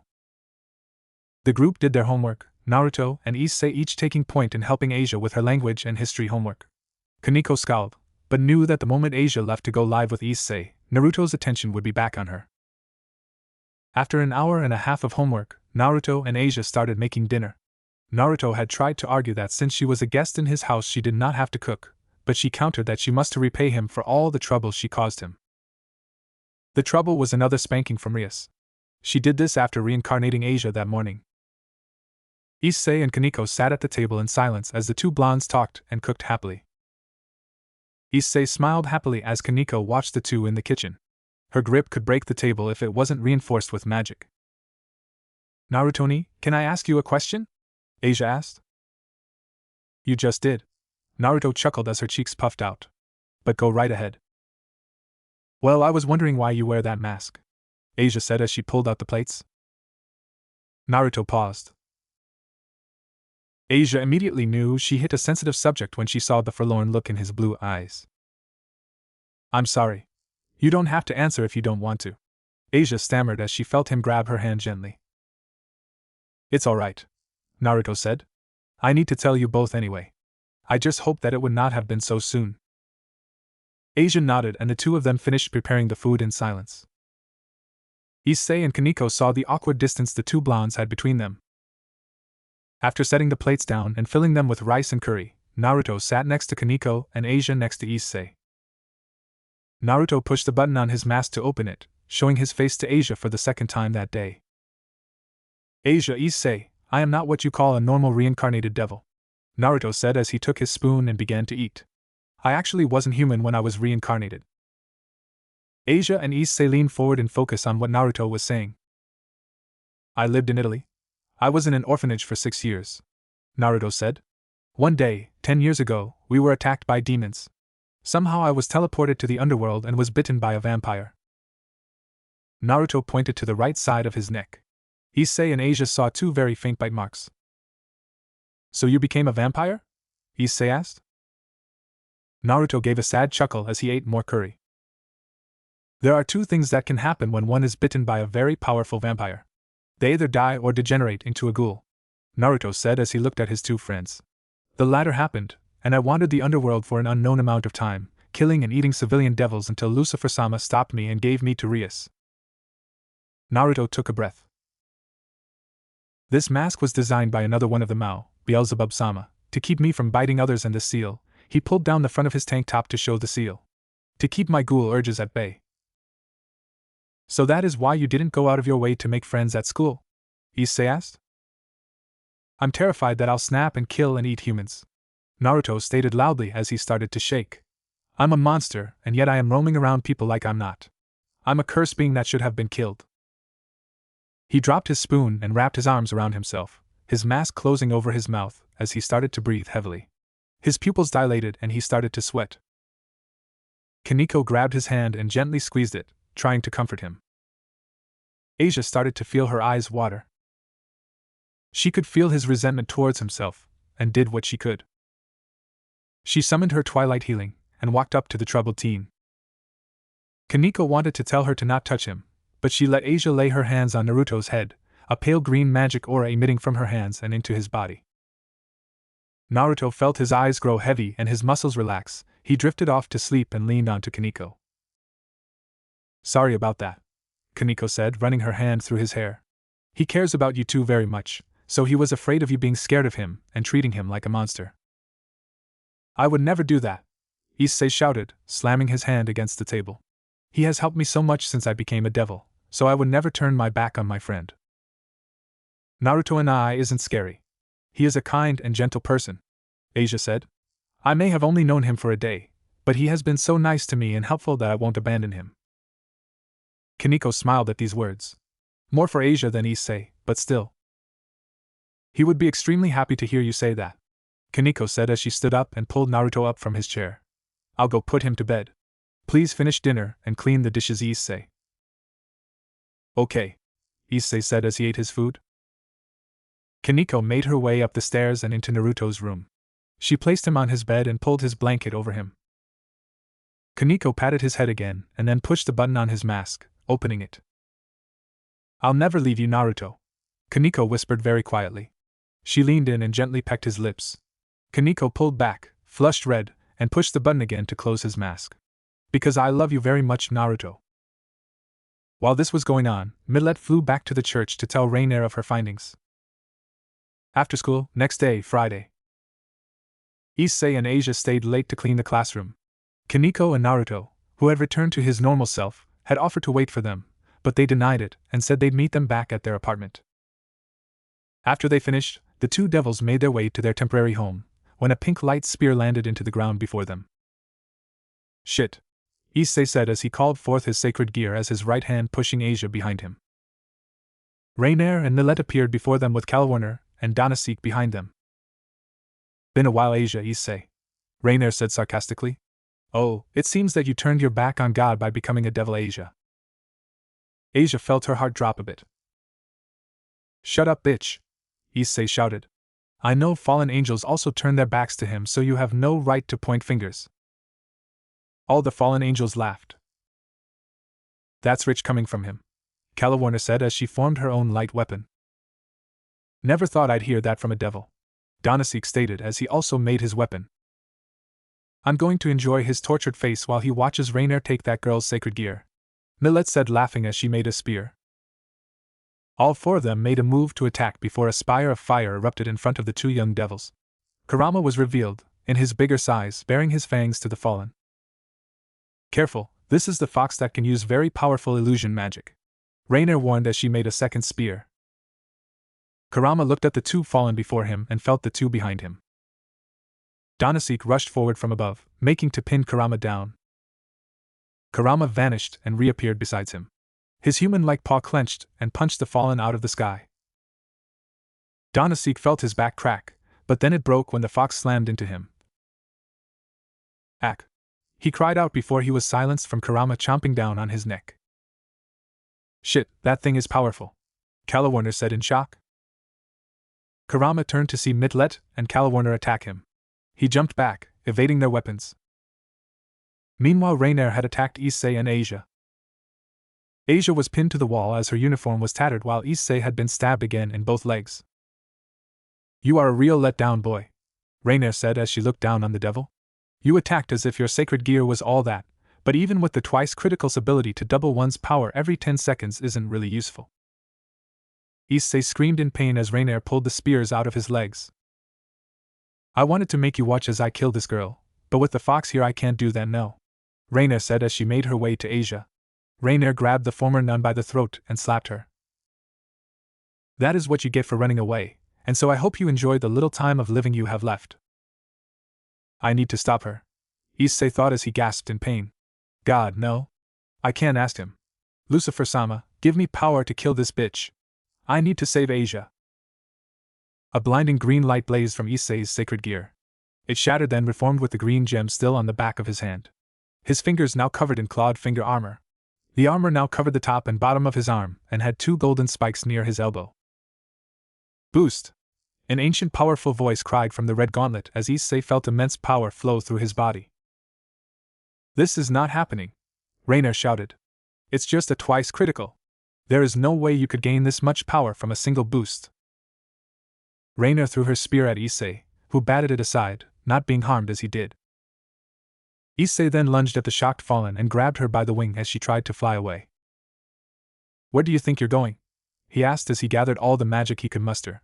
He pushed it into his sacred gear as he slammed his left hand across her face, sending her flying into the sky and away from them. Issei ignored the pain in his legs and made his way to Asia. Issei, you're hurt, she said concerned as he let her down. She immediately started to heal his legs. Kurama smiled and his tail wagged as he sat nearby, the broken and dead bodies of Kalwarner, her chest ripped open, and Midlet, her legs removed as she bled out, behind him near Donasik's corpse. We need to get home, Asia, Issei said as he stood up, even though Asia hadn't finished healing them. Kurama walked next to them and motioned for them to climb onto him. Helping Issei on with his tail, Asia climbed on and grasped his fur. She felt his magic cover her and Issei while Kurama started to move. Koneko heard a knock at her door, opening it to see an injured pervert, a scuffed-up ex-nun, and a happy blood-covered fox the size of a cat jumping into her arms, covering her in blood. So fallen angels? Koneko asked. Yeah, they tried to take Asia. Issei gasped out as he fell through the doorway. I see that your sacred gear wasn't what we thought it was, Koneko said as she saw the different gauntlet on his arm. Koneko-chan, please help me, Asia asked as she tried to drag Issei in the house. Where is Naruto-ni? He went on a walk a few minutes ago when Kurama vanished, Koneko said as she used one hand to drag the male devil into the apartment. She turned her sights on the small fox in her other arm. And I'll have to give you a bath. Kurama groaned. He did not like baths, but since it was Koneko, he would deal with it. Forest. Rainer stumbled as she pushed magic into her body to numb it. Cocky son of a bitch, she thought as she could not see out of her left eye. I'll kill him next time I see him. Good to see that Issei-sen did not fall into the evil grips of revenge, a voice said. Proud to know he got a good hit in. Rainer gasped when she realized that a hand grasped and crushed her throat. Naruto watched as the life drained from the woman's eyes as he killed her. Rainer's body slacked. You should eat her. A graveled voice echoed in his head as her blood is still warm and will be tasty. Naruto shook his head and dropped Rainer's corpse. Naruto took a deep breath and relaxed. The voice was gone for now. Whenever he fought life or death fights, his instincts to devour, kill, and drink from his opponents always whispered in his ear. Now to get rid of this body and clean up Kurama's mess, Naruto said as he incinerated the body with his magic. Naruto scratched under Kurama's blood-free chin as the young kid snuggled against him. Naruto was sitting on his roof with the... Naruto had finished destroying the bodies and cleaning all the blood Kurama spilled from his foes. It would be bad if any human stumbled upon a pile of bodies and blood, especially since the fallen angels had their wings out. Koneko was sleeping in her room. Issei and Asia were in the guest room sleeping quietly as well. Naked even, but that was not a problem as long as the door to the room was closed. Naruto looked up at the waning, fading, gibbous moon. Rias said she talked to Sona about familiars soon. He thought as he inhaled the frigid air. I hope she remembered because it is a headache when she and Sona butt heads. Kurama pawed at his chest to get his attention. Naruto looked down at his furry friend only to get attacked by Kurama's loving licking. Chuckle, always able to make me feel better, aren't you, Kurama? Naruto asked as the kitsune rubbed his head against Naruto's neck like a cat. Naruto checked his watch and saw the time. About time I went to sleep, he thought as he made sure he had a hold on Kurama and made his way down the wall and through his window. Next morning. So, she's dead? Asia asked as the 4 residents of the apartment ate cereal. Naruto had woken up a half hour late and decided to do something quick and easy. Yeah, she is, Naruto answered tiredly. Kurama nudged his master's hand in concern to get his head rubbed. Your last attack, Issei-sen, seemed to have blinded her a bit. Really? Issei asked eagerly. She deserved much more than a swift death. Revenge is poison, Issei-san, Naruto said wisely. Everyone that wasn't Naruto looked at him. I won't let you lose sight of your dream and want for revenge, Naruto said. It's a fool's want, killing for the sake of killing. All three agreed with him, but they proceeded to eat in silence. Sadly, Naruto continued. I can't say that I didn't personally want to enjoy killing her. To feel the power of being the one to decide their fate, if they live or die. This set Koneko on edge. It is an addictive feeling, Naruto continued. Anyone, even angels, can get lost in that feeling. Which is why I don't want you needlessly killing people, Issei-san. I agree, Naruto, Issei responded. I don't want you to either, Naruto, also you can call me Issei now. Really? Naruto questioned with a raised eyebrow. Of course, Issei stated as he finished his cereal. After all you have done for me, it is what I want to do to repay you. You'll have to do more than that to repay him, pervert, Koneko blurted out blandly as she finished her glass of milk. Skip. To say Issei's parents were shocked was a massive understatement. Rias, Issei, and Asia, along with Asia's belongings, told Goru and Shirare, she is unnamed, so this is what I'm calling Issei's mom, that Asia wanted to live with them. They were overjoyed and ecstatic that their good-for-nothing son was doing something right. Asia cried tears of joy as she was accepted into the Hayato family as their unofficial daughter. Rias had calmed down a slight bit when she found out, and clarified that Issei's sacred gear was the boosted gear, but she was still on edge about her upcoming marriage, so she decided that Issei needed to start training. Naruto chuckled as he walked past the park one weekend, having gone grocery shopping, when he saw Rias's attempt at starting Issei's training. It was very pathetic in his eyes. Not that Issei wanted to get stronger, but Rias's way of going about it. Ko Academy, 5 days later. Naruto stood by his peerage family while Sona stood before them with hers. He drowned out the starting argument that Rias and Sona were having about the familiar setup, and he thought about the past week. Over the week, Rias and Issei had trained every day after school. They even did a few contract jobs together and bonded. Issei even asked Naruto what Rias was like when they were children. He was shocked when he found out that Rias was a huge anime/manga fan and would remember that for later. He also learned from Naruto that she really hadn't changed that much until recently, and when asked what caused the change, Naruto chuckled and told Issei that he would find out eventually. I usher a challenge, Rias, Sona said as she pushed her glasses up. Oh, a challenge you say? Rias asked eagerly. Yes, I purpose a match in sports, Sona said confidently. I would challenge you to a rating game, but we can't, so sports are our next best option. I accept, Rias said equally confident. The kings dismissed their peerages except their queens to talk and get to know each other while they decided on what sports they should do. The remaining 6 members of Sona's peerage walked besides Rias's peerage. So, you are the newest pawn to Rias Hayato? The only male of Sona's group. Yeah, who are you? Issei asked aggressively as he saw the guy gaze at Asia earlier. Named Saji. I am also a pawn, Saji said as he extended his hand. Issei shook Saji's hand and then both boys increased their grips. It sucks that I have to share a connection with one of the perverted trio, Saji said aggressively as they continued to try to break the other's hand. Yeah, fuck you too, Issei replied. They were broken up when Momo, another one of Sona's members, pulled Saji away by the cheek and Naruto chopped Issei's head. Sorry about that, Momo apologized, bowing slightly. He is a new member to this life, so please forgive him. No, the fault is ours, Naruto said in response. The two peerages started to talk amongst themselves, with Koneko clinging to Naruto, not wanting the other females of Sona's peerage to hit on Naruto. After 20 minutes, the two kings agreed on a tennis match. The tennis match was Rias and Akino versus Sona and Tsubaki. The game was pretty heated, both teams giving it their all and playing to win. The game got so good that many of the students walking by stopped to watch. Eventually many more students showed up to watch.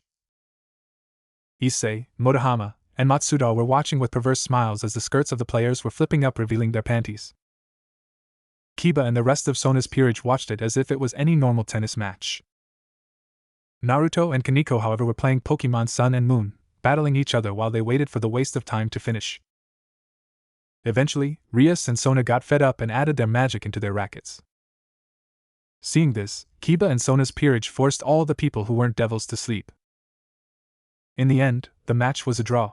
Rias and Sona had destroyed the equipment, so they had decided to play dodgeball in a few hours. ORC Clubroom. Issei and Asia were lounging in the clubroom during the break between challenges. I hope they all enjoy them, Asia said happily as she and Issei made custom sport headbands. Yeah, I do too, Issei agreed as he finished the one he was working on. Issei-kun, Asia said somewhat quietly. Do you think Naruto and I will like them? Issei looked at Asia's face, which wore concern and a small amount of anxiety. I'm sure he will, especially since you helped make them, Issei said with as much confidence as he could to cheer the blonde up. You are his little sister, so any big brother would be happy to get anything from their siblings. Asia smiled as she began to work on one for Naruto. Later that day, Koa Academy locker rooms. This is ridiculous, getting us involved, Naruto said as he changed into his pea clothes, sweatpants, and a sweatshirt. They could have just gone together to get their familiars. Well, the master of the forest does have the one peerage at a time rule, Naruto, Kiba reminded as he finished changing into the same uniform as Naruto. It's stupid, Naruto retorted as he also finished. Issei had stayed silent as he changed with the memories of the student presidents, the vice presidents, Rias's, and Akino's panties still in his mind. Come on, Issei, Naruto said as he grabbed the boy, dragging him out, kicking and screaming, dragging a small bag of his own out with him. They made their way to the gym, where the girls patiently waited. Rias was wearing a red version of what the boys were as Koneko, Asia, and Akino wore the standard pea shirt and bloomers. Issei chuckled perversely as he saw the curvature of the female ORC members' butts, only to stop when a rubber ball slammed into his face, knocking him off his feet and to the floor. Stupid perv, Koneko stated angrily. Only Naruto-kun can look at me like that. Asia healed Issei's broken and bleeding nose before the Gremry group started their stretches. Just a little more, Asia, Akino said as she gently pushed Asia down to loosen her leg muscles. My legs hurt, Asia said dramatically as she wasn't normally an athletic person, so most of the muscles in her body were tense. Chuckle, it won't soon enough, Akino whispered into Asia's ear as she continued to apply pressure. Issei watched this, some drool dripped out of the corners of his mouth. This is just like my dreams, he thought. Just they have their clothes on. Naruto, who was helping Issei, conked Issei in the head. Hey, get your head out of the gutter. This is important to you and Asia because if we lose you won't get your familiars for another month. You can't say you don't enjoy the view, Issei shot back as he glanced at Koneko and Rias. Koneko and Rias were back to back, helping each other stretch their shoulders out with Koneko being pulled onto Rias's back, forcing her chest to pop out and become defined through her shirt. Naruto stayed quiet.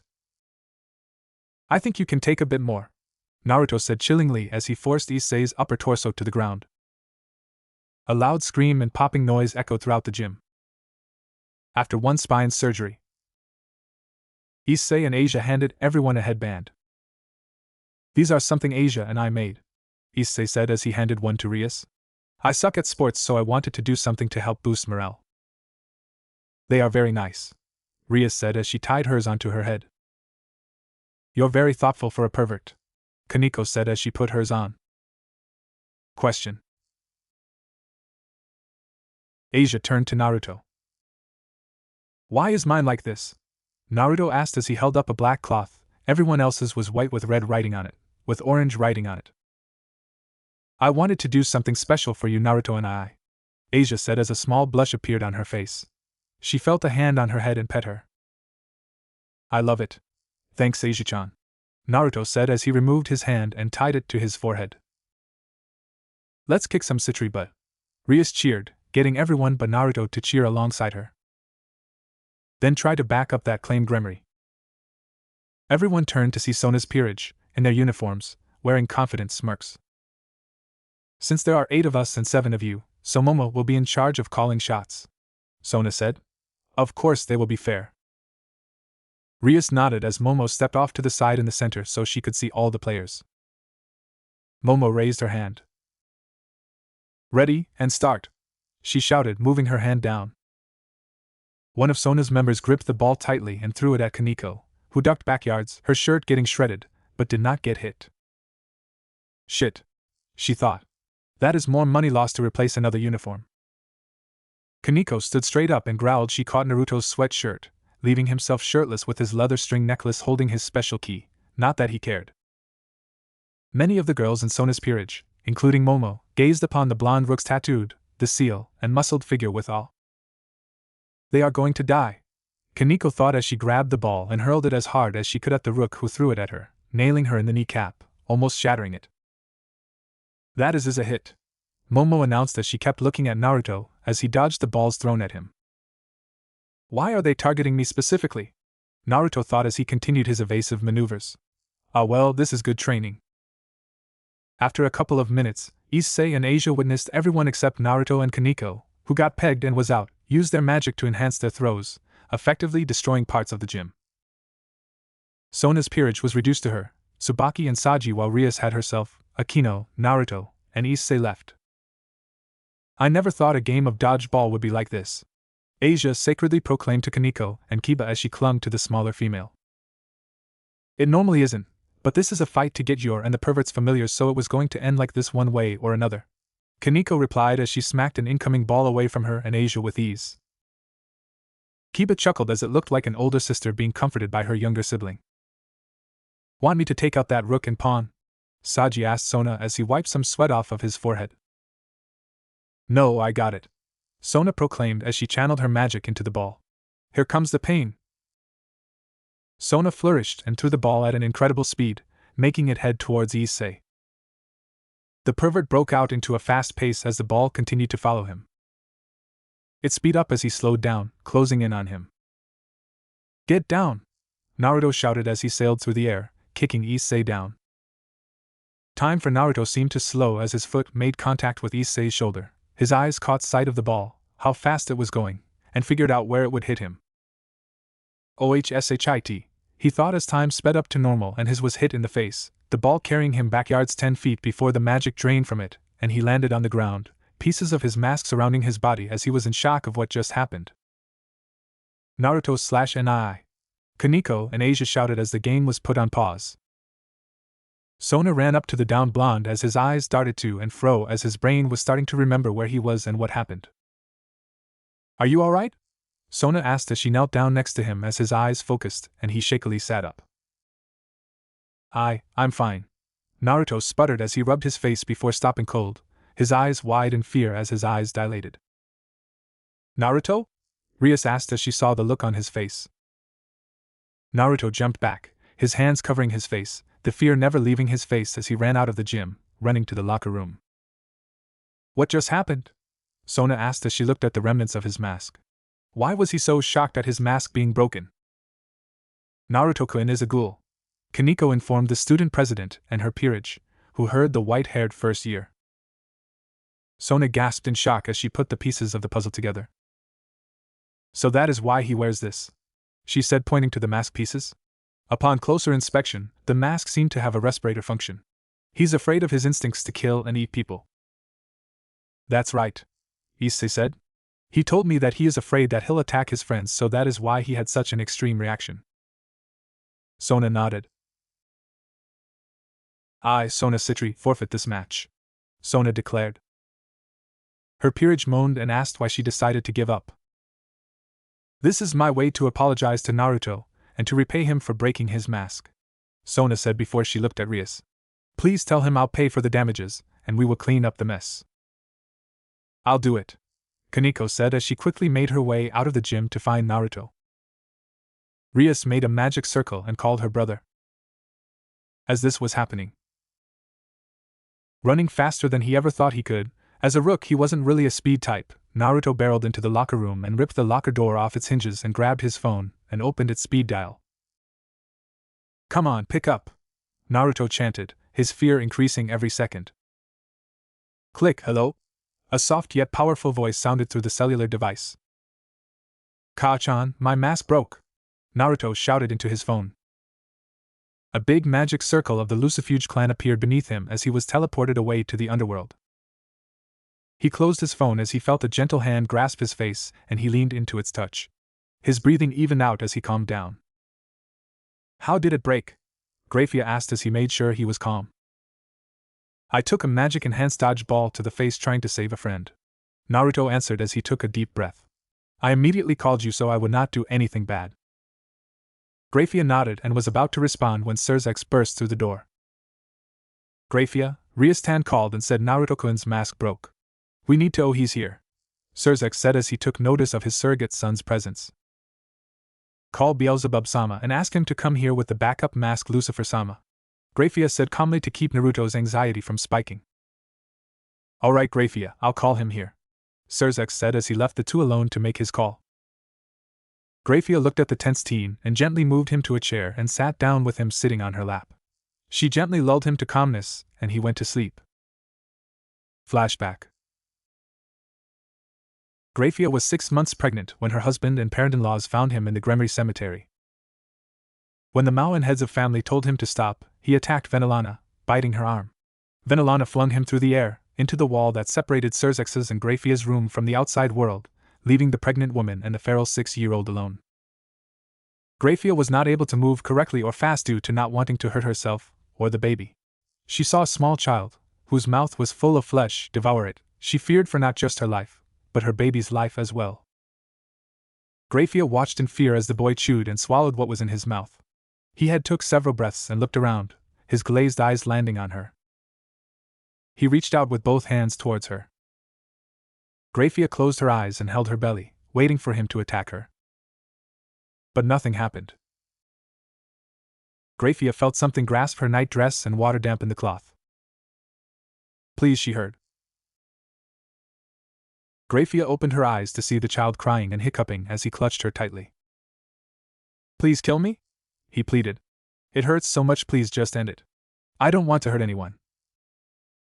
Grafia felt her heart clench in sadness as she watched and listened to this child beg for her to kill him. It was sickening that something had driven this child to ask such a thing. Grafia started before Surzex burst through the door, ran towards the boy and pinned him to the wall by his throat. Are you okay, Grafia? Surzex asked as he looked at the boy. We are all right, Grafia answered. But Surzex, are you going to kill me? The boy choked out, cutting her off. Surzex blinked in shock. Please do it, the boy said as he hung limply. Death would be better than a life of murder. The boy's tears were waterfalls as he hung there. Surzex dropped the boy. Realizing what happened, the child cried out. Why won't you do it? He shouted, his cry coming out a garble of voice and noise. He collapsed, clearly exhausted, and continued to mumble in his sleep as he shook. Grafia sighed as she tried to shake the memory from her head, but could not. After Zeoticus and Venelana appeared, the former with some quick bandages on her arm, entered the room. They saw Surzex carrying the blonde intruder. He walked past them and asked them to get a juka and the doctors. Said people appeared and helped the poor child heal. They were amazed at how fast he was healing on his own, but it was still slow. After taking some of his blood to research what the boy was, Ajuka fashioned the mask and called in help to create the seal for the boy. When asked why, he answered that it was to keep the ghoul from losing control. The Gremory and Lucifuge were shocked at what they heard. Ajuka furthered their shock by saying that he was a vampire turned ghoul, since normal ghouls were angered spirits possessing dead bodies. Weeks went by, and when the boy woke up, Grafia was almost 8 months pregnant, and was present when he woke up. Grafia brushed his hair to the side and smiled as another memory went through her head. The day Milikas was born, Naruto sat in the farthest corner of the room as Zeoticus and Venelana were praising their son and daughter-in-law and gushing over their grandson. Rias sat on the bed, holding her nephew as the babe laughed at a face she made. As baby Milikas was being handed back to his mother, he saw Naruto and held his arms out to the blonde with a garbled call and a smile on his tiny face. Naruto-kun, he wants you to hold him, Grafia said as she called to the boy. I can't, Naruto responded. I can't touch anyone so innocent. I can't. Please, Naruto-kun, Grafia asked once more. Naruto slowly made his way to the strongest queen and sat in a chair near her and Surzex. He held his arms in wait as Surzex took his son from his wife and gently handed him to the blonde. Be careful of his head, Grafia reminded the ghoul as he tilted the baby closer to his face. Milikas garbled happily as he clapped his tiny hands on Naruto's mask. He made a face that seemed to be irritated as he continued to tap the metal mouth cover. Scared at what the babe wanted, Naruto pushed a button on the mask to uncover his mouth, letting the baby's stubby hands touch him. Milikas's face became overjoyed as he felt Naruto's skin. "I think he likes you, Naruto-kun," Grafia mentioned as she watched the two interact. If that is the case," Naruto started as tears filled his eyes. "See, can I be his brother?" Grafia and Surzex looked at each other and back to Naruto, smiles on their faces. "Of course, but that makes us your parents if you are his brother," Surzex answered. Everyone, but Rias, who had left after she gave Milikas back to Grafia to watch anime, felt their hearts ache as the blonde cried with a smile on his face, his new baby brother smiling and grabbing his older brother's lip. End flashback. Grafia eventually returned to her duties as Surzex's maid and Naruto helped her raise Milikas, trying hard to not cause her unnecessary trouble. Milikas would not stop unless either Grafia or Naruto rocked him back to sleep or make him laugh. Grafia felt Ajuka's presence in their home and slowly stood up, placing Naruto in the chair. The two Mao entered the room. Ajuka saw the two, getting a bow from Grafia, and bowed back before summoning a new mask that was the same design as the previous one. "He was right to contact you when he did," Ajuka said as he placed the mask on the out-cold blonde. "I just finished a new design for him, so it worked out." "Will this one break easily like the last one?" Grafia asked out of concern for her son. He was irrationally afraid of what he could do that he was unwilling to be near anyone who wasn't stronger than him without it on. The mask not only stopped him from biting people, but when he felt any type of hunger for flesh, it would release an inhalant that simulated human flesh and curbed his hunger. Normal food helped, along with the seal keeping the most of it away, but they were only temporary stops for his instincts. The unbreakable spell wore off after 10 years of use, so of course it broke. Ajuka stated, as if it was obvious. "He really should not be worried. We had the first put on him just in case the seal did not completely seal his ghoulish behaviors away. He doesn't need it." "But he believes he does," Surzex said in defense of his child. "And he is just as stubborn as you," Ajuka said as he ran a hand through his hair. "Contact me if anything happens, be it devil work or him." Ajuka teleported back to his lab and left the two parents and their son alone. Skip next day. Naruto had the air knocked out of him as Koneko hurled herself at him and hugged him tightly as she rubbed her head into his chest. "You idiot!" Koneko choked out. "Do you have any idea how worried I was?" "I'm sorry, Koneko-chan," Naruto replied as rubbed her back in comfort. "I should be the one apologizing for running off like that." "At least you got your replacement mask," Rias said as she checked the time. "Alright, it is time for us to go to the pet forest." "I still don't know what I want for a familiar," Asia said as the peerage gathered around Rias as she got ready to teleport them to the forest. "It all depends on what you want, Asia-chan," Naruto said as Kurama appeared on his shoulder. "I am more of a close-quarters fighter, so I wanted a familiar that can use magic and can track." Asia nodded as she caught Kurama, who licked her face, making her smile. "This is my familiar," Rias said as a bat appeared from a circle and landed on her shoulder, rubbing itself against her cheek affectionately. "And these little guys are mine," Akino said as 3 chibi oni-imps appeared, each a different color. "This is Shiro," Koneko said as very small and adorable white kitten with a belt collar appeared in her hands and looked around with curiosity before she saw Kurama and leaped at the fox. Kurama caught the kitten with his tail and pulled her close to him as they snuggled, both animals purring in content. Asia awed at the adorable scene as she pictured having a cute familiar. Issei steeled himself to find a sexy familiar. "And this is my familiar," Kiba said before being cut off by Issei. "Don't care. Don't want to see your familiar," Issei stated when Kiba looked at him confused. "But you let Naruto summon his." "That's because Kurama saved my life more than once, so he gets a pass." Akino chuckled as Kiba looked sad, but shook it off pretty easily. "Alright, everyone ready?" Rias asked as she, Akino, and Koneko had their familiars returned to their pocket dimension, but Kurama clung to Naruto, saying he wanted to go with them. "Then let's go," Rias said cheerfully. A magic circle appeared under all of them, and soon they were in a dark and highly vegetated forest. "How y'all doing? You the Gremory group scheduled for today?" The group turned to see a young man, mid-20s, wearing what appeared to be an Ash costume from Pokemon, but the colors were off, so it wasn't exactly the same. Yes, we are. It's great to see you again, Master Zatuji, Akino said with a bow. That's great, Zatuji shouted as he posed, his hand held up, index finger pointing up. I am the great familiar Master Zatuji, and I'm going to catch them all. Zatuji let out a hearty laugh but stopped when something bounced off his head. Everyone looked down to see a plastic master ball. They looked up to see Naruto looking away with his arms behind his head, whistling. Koneko tried not to laugh, but it was difficult. Well, who of you are getting your familiars today? Zatuji asked, slightly embarrassed. Asia and me, Issei said as he grabbed Asia's hand and pointed to her and himself. Alright, what type of familiar do you want? The Master of Familiars asked as Naruto wandered off, looking for a second familiar, this time one with healing abilities. He wandered for a while before he saw a flash of cold blue streak across the skies and land in the trees. Back with the peerage. Af. The girls screamed as a thick green slime ate away their clothes. Yes, I found my perfect familiar, Issei shouted as he ogled the naked flesh of Rias, Akino, and Asia.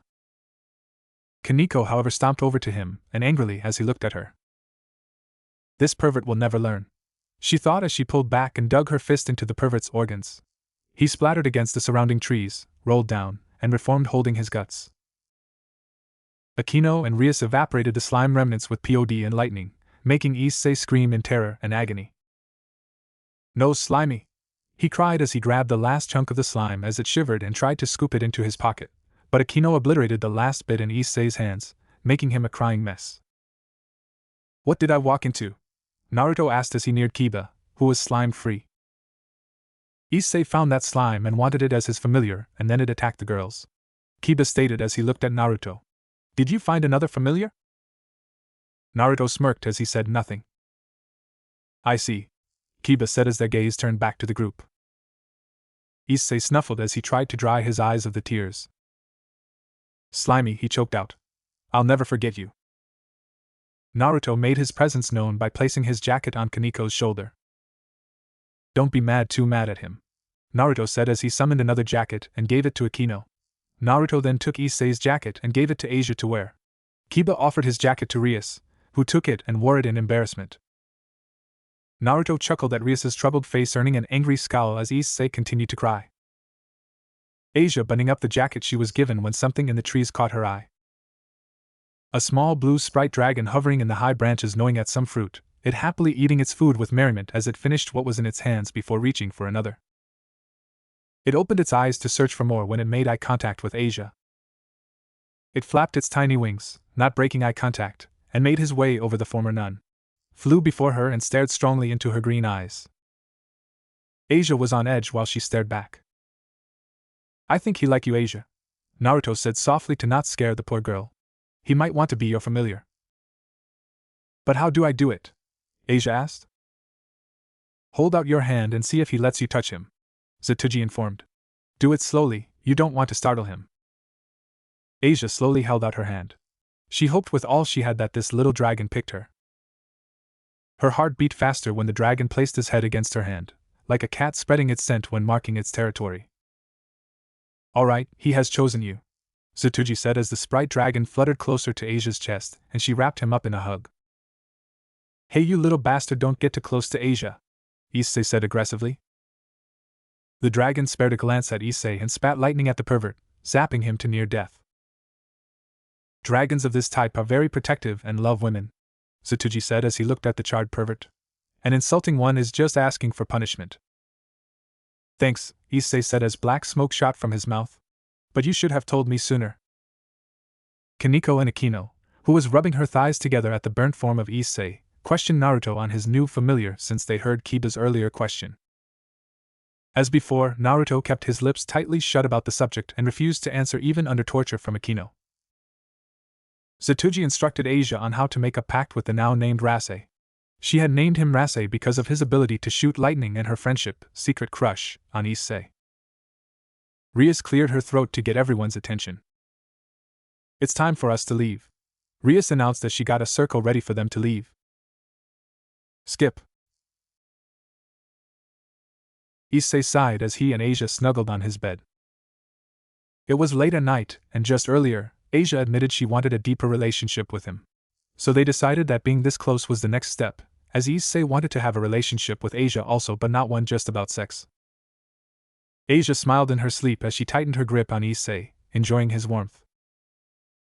Issei was uneasy, despite he had squishing against his arm. He had a dream that morning about Rias getting married to him, but it was interrupted when he met Drag, the dragon who resided in his sacred gear. Issei closed his eyes and was about to sleep when a bright light appeared above him, and Rias slammed on top of him. Issei, Rias borderline shouted, waking Asia with the erratic movement of the bed. Take my virginity, now! What? Issei asked dumbly as Rias shucked off her clothes, making Issei and Asia blush at her naked form. Rias leaned forward and started to undress Issei, ignoring the fact that Asia was there. Issei was so confused. He wanted to be with Rias, sexually and as a girlfriend, but not like this. She seemed so troubled and not herself. Just as Rias was about to remove his boxers, another teleporting circle appeared. As it vanished, Grafia stepped forward. Skip, next day after school. Rias's peerage stood before the king and Grafia, who Issei recognized from the night before. Greetings. Grafia greeted as she bowed lightly. It is nice to meet you all again. Grafia looked at Asia. You are Asia Argento, are you not? She asked. Grafia knew about Asia and her relationship with Naruto, just not what she looked like. Asia nodded, in awe as Grafia was beautiful. I am Grafia Lucifuge, Naruto's mother. Since he calls you his sister, you may also call me mother. Asia, shocked, looked at Naruto. Surrogate mother, Naruto corrected. However, she is the aunt that I live with here in the human world, but she did help raise me. Asia nodded and looked at Grafia. It's nice to meet you, Grafia Kasama, Asia said respectfully. Grafia smiled, but it vanished since she had to be serious now. Should I tell them Rias-sama or do you want to tell them? Grafia asked as she looked at her sister-in-law. No, I'll tell them, Rias said as she stood up from the couch. As she stood up, a massive flame burst forth from her chair at her desk, heating up the room. It soon calmed down and revealed a man. He had dirty blonde hair and sapphire blue eyes, a shade darker than Naruto's, and wore a red suit with the collar open. It's been too long since I was last in the human world, he said as he stretched and his eyes found and glued themselves to Rias. Hello, my beloved Rias. Greeting, Phoenix-sama, Grafia said alongside and most of Rias's peerage, excluding the king, the bishop, and pawn. Grafia-sama, it is a pleasure to see you again, Riser said in his smooth voice as he bowed to the strongest queen. He may be a pleba, but he knew to not mess with Grafia. What are you doing here, Riser? Rias asked angrily as she glared at the man with anger and loathing. Akino quietly stepped to a counter and prepared some tea. I am here to inform you that the heads of the Phoenix and Gremory families have decided to move the date of our wedding to be sooner than originally intended, he told her honestly. Riser took some joy in the shock and disbelief on Rias's face. But I was promised to have until I graduated from university, Rias screamed. Well, they want to preserve our race, my dear, Riser answered, accepting the tea Akino offered and took a sip. Your queen makes delicious tea, Rias. Wait, what is going on? Issei asked as he was confused at what he was hearing. Rias and this guy were to get married. Not on his watch. This is Riser Phoenix, heir to the House of Phoenix, Grafia informed him and Asia. He is a pure-blooded devil like Rias-sama, and they are to be wed to have more pure-blooded devils of the Gremory and Phoenix houses. But she can't, Issei tried to argue, but stopped as Riser laughed. I can, huh? Riser asked as he finished his tea. I can and I will. Over my dead body, Issei shouted as he activated his sacred gear. Riser just smirked as a massive magic circle appeared under him, and he summoned his peerage. Issei was angered even more when he saw that his peerage were all females. Females of all different shapes and sizes. You bastard! Issei shouted as he charged towards Riser. A small female with a short bow staff appeared and used it to strike Issei in the stomach, sending him towards the wall. He, however, was caught by Naruto. Issei coughed uncontrollably as Naruto patted his back to help him. You need to train your peerage more, Rias, Riser said as he looked at the redhead. It doesn't work to have an insubordinate piece like that rook of yours. What do you mean? Rias asked. Graphia's eyes sharpened slightly. I saw how he was going against your wishes, saving that boy from that fallen angel. I know what he is, and with such a dangerous being, I would have him killed if he was in my peerage, Riser said nonchalantly before he and everyone else felt the heat go down and the room get colder. Graphia had her magic aura surrounding her as she glared at the young phoenix. Be careful of how you speak about others' peerage members, Riser-sama, she said coldly. You just don't know who they are connected to. Graphia-sama calmed down. Naruto spoke, getting her attention. You are scaring Asia and Issei. You're also scaring Revel-sama, said Phoenix squeaked as she hid behind one of Riser's rooks. Graphia reeled in her aura and the room warmed back up. You should just accept this, Rias, Riser said as he looked back at his fiancée. No! I'll never marry you, Riser! Rias yelled. Graphia flared her aura once more, only for an instant. It drew in their attention. There will be no fighting, she said sternly. Since Rias has made it clear she does not want to marry you, there is only one option available to you, raiding game. The people who knew what the raiding games were gasped while Asia and Issei, who was handed to Asia after he stopped coughing, looked at Graphia in confusion. Riser smiled and chuckled. I agree to this. It will be a good way for me to make you submit to me before we are married, he said with his smile not fading. And it will be an honor for us when we give you your first true loss, Riser, Rias declared, basically agreeing to the raiding game. You know what, I'll be generous and give you 10 days to train your peerage, Riser said happily, as if it was the best thing he could do. That way you won't be completely obliterated when we fight. I'll take that offer, Rias said eagerly. I can help Issei become stronger, strong enough to beat this. So it is agreed? Graphia asked. In 10 days, Rias Gremory will face Riser Phoenix in a raiding game to determine if she gets married. Both kings nodded. Riser was about to leave when Revel tapped his shoulder and whispered into his ear. All right, but be home in an hour, he said, worried as his sister wanted to stay for a while. Revel nodded and moved away as Riser and the rest of his peerage teleported home, leaving Revel alone. Phoenix-sama, is there a reason you stayed behind? Akino asked as she looked at the youngest child of the heads of the Phoenix clan. I wanted to talk to your rook alone, Revel said as she looked at Naruto. She blushed as he made eye contact, which was seen by Koneko. She glared at the girl. Koneko never liked Revel, especially when they met. It was at a party a year after Koneko joined Rias's peerage. Naruto and Milikas were talking and having fun as usual, as Milikas did not like being at such a boring party as it was mostly for adults. Koneko was with them, silently watching her beloved play with the young Gremory. Naruto was in the middle of a joke when he bumped into Revel, who was 10 at the time. Naruto apologized immediately, but Revel had started screaming at him, calling him a filthy peasant and a freak, with his mask being the reason why. Naruto had teared up and ran out of the room, followed by Koneko and Milikas. Revel, however, was scolded by her mother. When asked why, Layla Phoenix answered that she had insulted the oldest son of the Crimson Moa. All the heads of houses knew that Naruto was the surrogate son of Surzex, but they weren't supposed to tell anyone at the young boy's request. Layla realized what she did and cursed herself. Revel was shocked and scared at the news. She had insulted the son of Surzex. Layla had told her to accept any punishment that he wants, even if it was embarrassing, and to swear to not tell anyone of Naruto's status.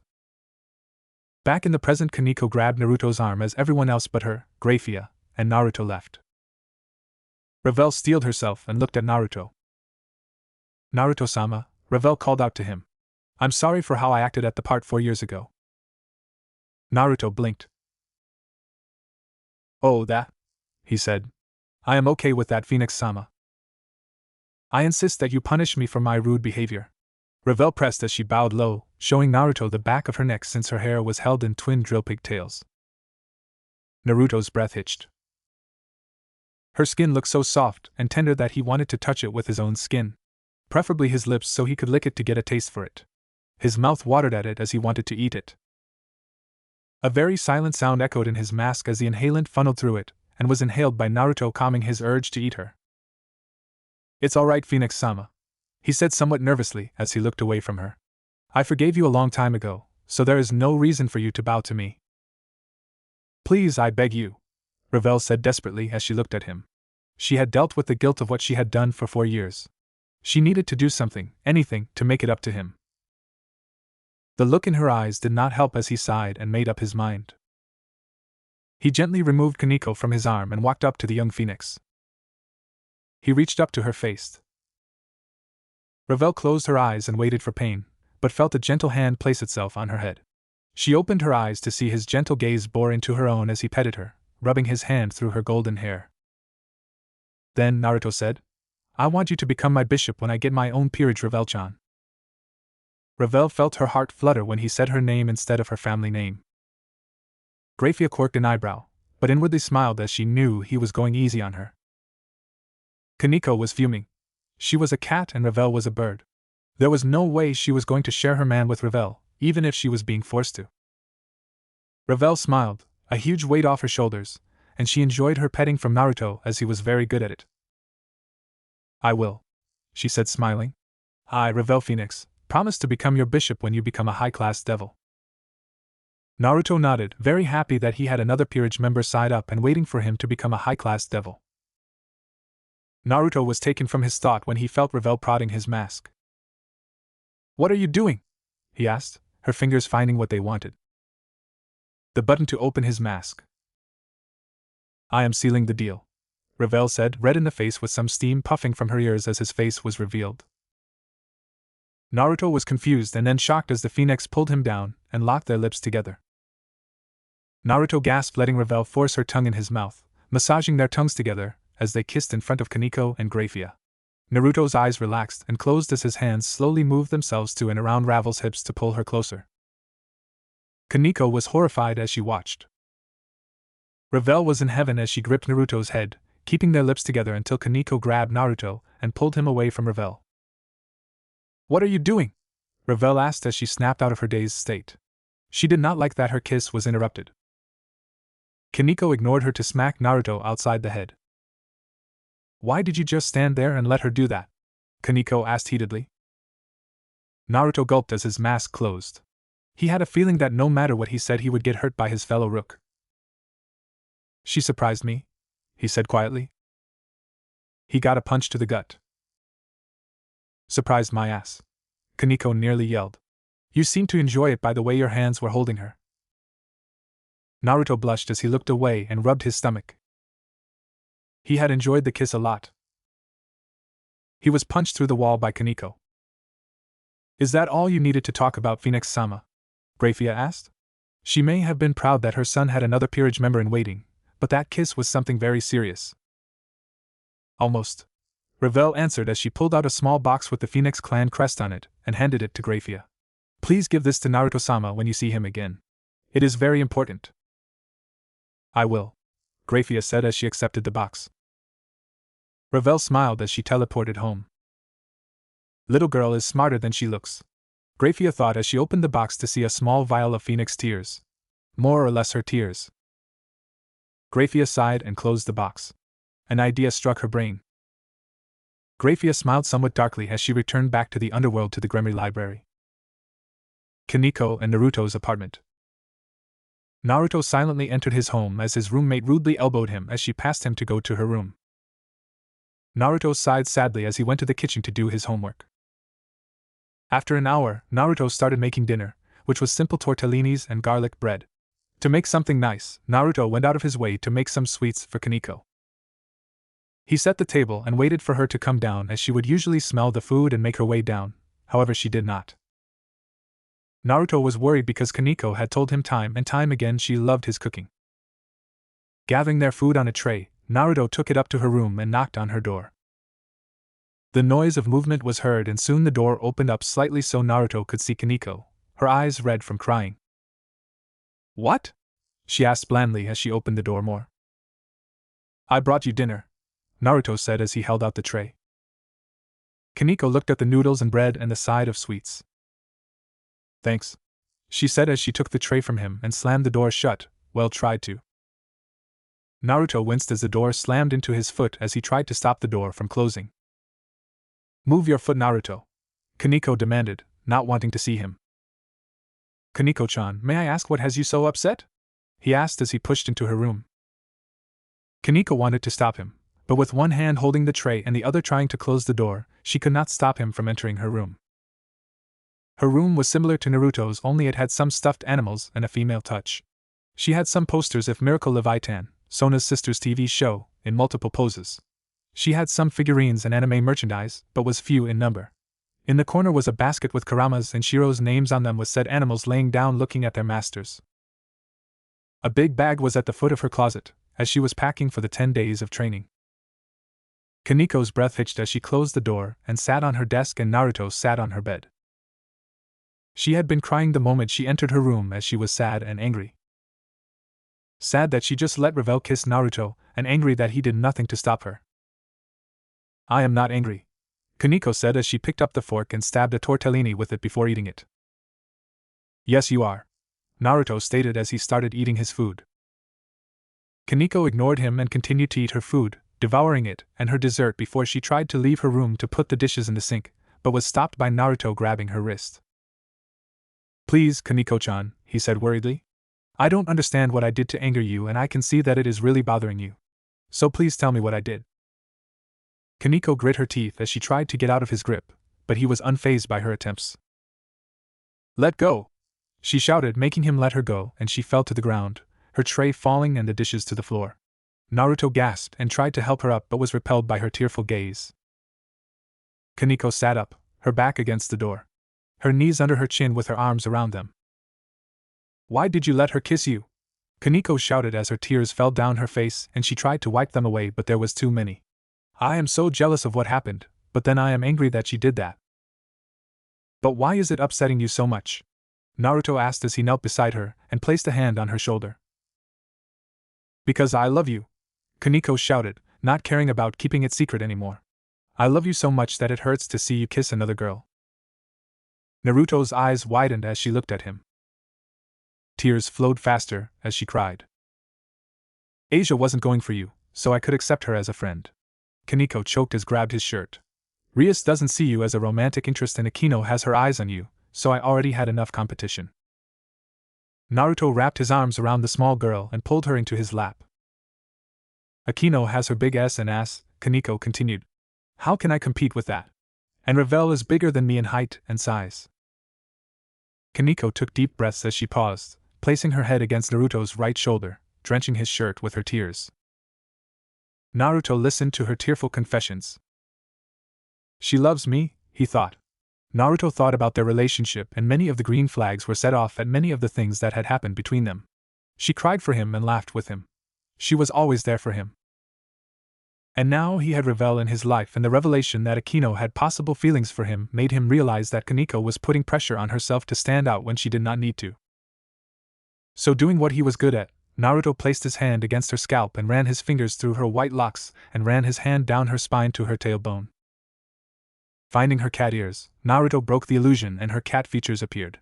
He gently rubbed her ears and gently grabbed the base of Kaneko's tail, making her gasp. She felt a heat in her loins start to build as he massaged the base of her tail and ears.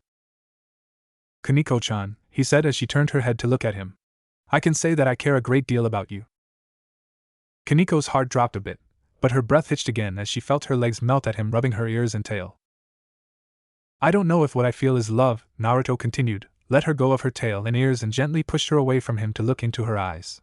"And I am worried that I might hurt you more if this is love." "Then let's see if it is," Koneko stated as she opened his mask and kissed him. Both Ghoul and Nekisha felt electricity shoot through their systems, and they never wanted to separate. Naruto quickly pulled her closer as Koneko wrapped her arms around his head. Their mouths opened and their tongues danced against each other. Their heavy-lidded and unfocused eyes closed as they continued to make out. Naruto's hands went south and gripped Kaneko's butt cheeks, palming them, causing Koneko to moan into their kiss, and he pulled her closer to him by her ass. Koneko also played dirty by rubbing herself against his crotch through his clothes, which did not need it since it was already erect, but it was the thought that counts. After several minutes of tongue wrestling, the two separated, a thick string of saliva connecting the two teens before it thinned and broke. "Well?" Koneko asked out of breath. "Are we a couple?" Naruto smiled with his mask still open. Koneko felt herself get pulled into a hug, her face against his neck. "Of course, my sweet kitten," he said happily. Koneko smiled and nuzzled into his neck. She stuck her tongue out and licked his neck a few times, making him laugh as her tongue was cat-like. He did not know that she had marked him as her property so any yokai could know he was hers. If they had any problems with that, then they were free to fight her for him. I love you, Naruto-kun, Koneko said as she pulled back to look into his eyes. Naruto, his mask covering his face again, looked right in her eyes. I love you too, Koneko-chan, he replied. Next day, mountainside. Oh Mao, this is hard, Issei groaned as he walked up a steep hill with his and Asia's bags on his back. You can do it, Issei, Asia shouted from up ahead. Stop being a wimp pervert, Koneko called out happily as she relaxed. She was sitting on Naruto's shoulders, her heavy bag lying atop Naruto's even heavier bag, which was on his back as he carried it and Koneko. That's not fair, Issei thought as he remembered that Naruto and Koneko were rooks so they were stronger than most boxers, but he was mostly jealous that Naruto had Kaneko's powerful thighs against his head. Akino chuckled as she, Kiba, Rias, and Asia were at the level ground dozens of feet away from the rooks and unlucky pawn. Naruto smiled under his mask as he turned the page in his book. Surprisingly, it wasn't a medical book. After breakfast, Koneko and Naruto were visited by Grafia, who handed Naruto the box that Ravel wanted him to have.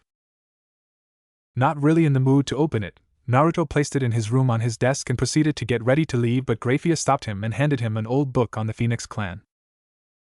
She smiled and said it might be of some help for him to come up with a plan. Issei clawed his way to the group, exhausted and gasping for air. Don't worry, Issei, Kiba said. We are almost there, just one more ridge and then we are at the house.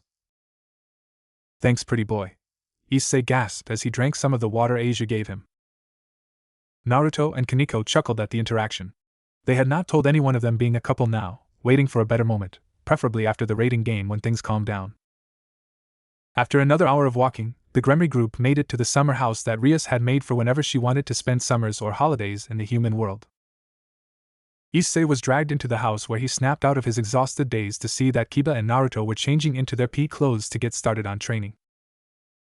Issei deflated when he was told that they were starting training immediately.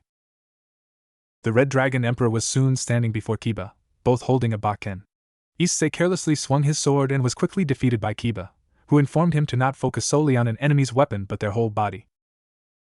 Then, in the afternoon, Akino gave Asia and Issei instruction on magic. Asia excelled at it where Issei had very little, so nothing significant happened.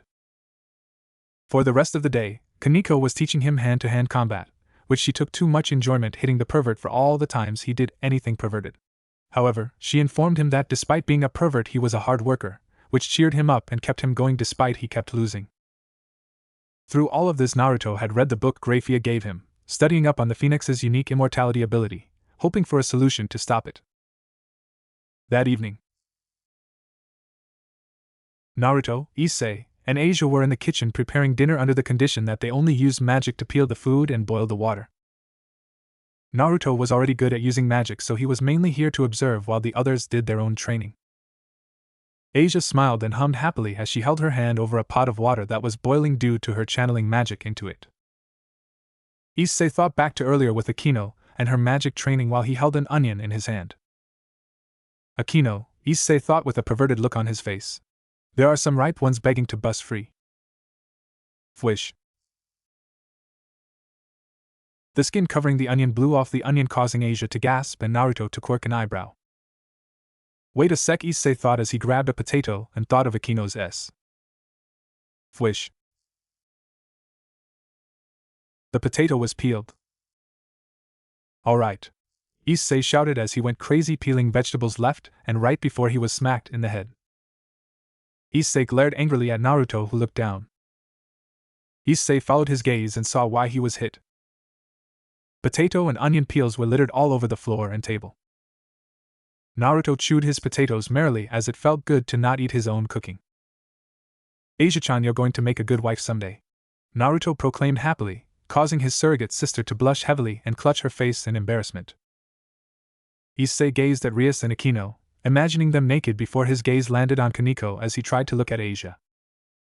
Don't try to peel me, Koneko stated violently. I'd never, Issei shouted. I was only, maybe I should not finish this sentence. Issei thought this as he felt Naruto's magic spike quickly at the mention of "I was only." Issei finished his sentence with a nervous laugh as everyone continued to eat the massive meal consisting of potatoes and onions. "So Issei," Rias asked, "learn anything new?" Issei looked down in shame. "Yeah, that I'm the weakest link here," he said dejectedly. "Well, at least you know you need to improve," Rias said as if it was normal, slightly hurting Issei's pride. "Between your boosted gear and Asia's advanced healing, you two are quite a team. Our enemy will know this, so it's best we get you as strong as possible." Issei nodded. "Well, then let's get going to the bath," Rias announced as they finished. "We're bathing?" Issei gasped. Rias chuckled at his antics. "You want to see us naked, don't you?" Rias asked. "I don't mind. Do you, Akino?" "The more the merrier," Akino replied with a chuckle. "Nope," Koneko said blandly. "Baths. We haven't done this in forever." Akino sighed as she, Rias, Asia, and Koneko sat in the massive bathing area. The steam was thick, but one could easily see the outlines of the four girls if they looked hard enough. Koneko was not listening to Rias as she remembered the actions she and Naruto participated in the night before as she sat next to Asia scrubbing her body with soap and a sponge. She felt herself get warm at the thought of going further than kissing and groping with Naruto. She was interrupted by Asia. "Koneko-chan, what did that girl want with Naruto and I yesterday?" Asia asked. She had noticed that while she and everyone else left the room, Grafia and Koneko had stayed put. Rias and Akino were also interested in what happened. Kaneko's happy mood became sour as her magic flared up. "Oh, that bitch," she said as she glared at the mirror, Ravel's face appearing in it, making Koneko want to punch it. "What happened?" Akino asked calmly. Whatever happened must have been bad for her to be like this. She asked Naruto-kun for forgiveness from when she embarrassed him at that party 4 years ago. Koneko informed them. He asked her to become his bishop and then the bitch kissed him. Asia gasped in shock. Rias blinked a dozen times. Akino sat silently in the water. "Ravel is going to be punished so badly if I see her in the game," Akino thought as she made plans. Next door, Issei was foaming at the mouth. "You kissed that girl with the drill pigtails?" he roared. Naruto sighed as he lowered himself into the water, ignoring the deprived pervert. Wish Gasper was here, Naruto thought as he closed his eyes. He is always really quiet and aware when people want to relax, unlike Issei. Several minutes passed when Naruto looked at his brown-haired friend. "Issei, why are you training to become strong?" Naruto asked. Issei frowned a bit. "The same as you," Issei answered.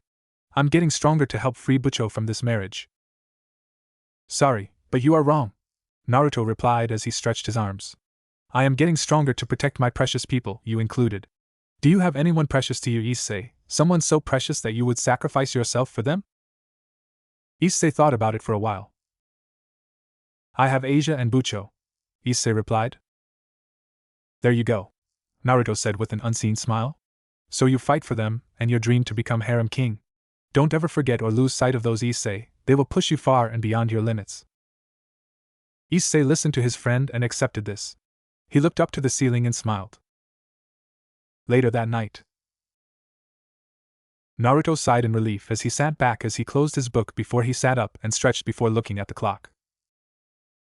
Crap, it's so late, he thought as he grabbed his book and made his way to his room. As he readied himself for sleep, an idea popped into his head and he grabbed his phone.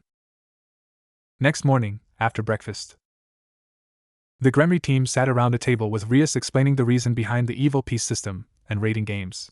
After that, Asia gave them a quick tutorial on holy water and Bible texts, making everyone have a headache from her reading them aloud. Asia apologized multiple times as she clutched her head in pain. Naruto smiled painfully as he gripped his own head. Once everyone was outside, Rias ordered Kiba to once again train Issei while everyone else continued their own training before they rotated to help Issei and Asia. Naruto, however, pulled out his phone and messaged someone, which did not go unnoticed by Rias. She was about to ask him what he was doing when a lucifuge teleporting circle appeared before him and 2 people stepped out. Well, one did while the other jumped at Naruto, flinging the 2 of them across the field and rolled, with the attacker on top of our favorite ghoul. I missed you so much, Naruto-chan. An adult female voice echoed through the air as the ORC members saw their rook, his face rubbed against a woman's face. She had long purple hair tied in a high ponytail and tan skin. She wore an orange shirt, a muffler, tight black pants, leg and arm warmers bound with bands, and normal shoes. She had a very curvaceous body that any man would lust after. However, the most distinct features she had were 2 purple cat ears on her head and 2 purple tails swaying above her butt. Koneko's eyes widened as she felt fear grip her heart. This woman had a similar aura to Kuroka and it used senjutsu. Don't worry, my little friend. A masculine with a heavy Hispanic accent voice said as a hand clasped her shoulder. This is how Yoruichi greets him. Koneko looked up to see the speaker. He was of average height for an adult, maybe a little taller, and had long pointed sideburns and goatee. He wore a loose cooking kimono top over his muscled form but wore black slacks and had a bakken at his hip. His most distinguished feature was his foot-long pompadour. Who are you and why are you here? Rias demanded, standing with her arms crossed and her eyes strong. Sorry for not introducing myself, the man said as he held out his hand. Name is Ryanosuke Mimiya, Ryu for short. I am Naruto-sama's future knight. 1. Future knight? Rias questioned, ignoring his extended hand, making Ryu put it at his side. Yep, Ryu answered with a polite smile. And that woman is Yoruichi Shihoin, his future queen. Issei cried blood. How could his best friend betray him and take away his dream of being harem king and have such a hot cat chick ogling him? He doesn't have a peerage, so why were you able to teleport here to him? Rias asked, not liking that her rook was attempting to gather a peerage illegally. We were turned into devils by my master's mother, Grafia-sama, and we are waiting patiently for him to become a high-class devil to take our places besides him. Ryu answered, holding out his hand to show her the lucifuge symbol. Rias gasped in shock before she was covered in her pod. Akino's eyes were wide and Kiba laughed nervously. Issei and Asia stepped back as Rias turned to her down rook and stomped over to him. Yoruichi looked up to see the angered heiress and smiled before the area was flooded with her ki. Rias and her peerage gasped and fell to their knees, taking labored breaths as it became difficult to breathe. The pressure vanished shortly after it arrived. If you have something to say to my future king, then don't approach him with murderous intent, especially since we are here to help you train, Yoruichi said calmly as she removed herself from Naruto and helped him up, her goofy behavior gone and replaced with a serious tone.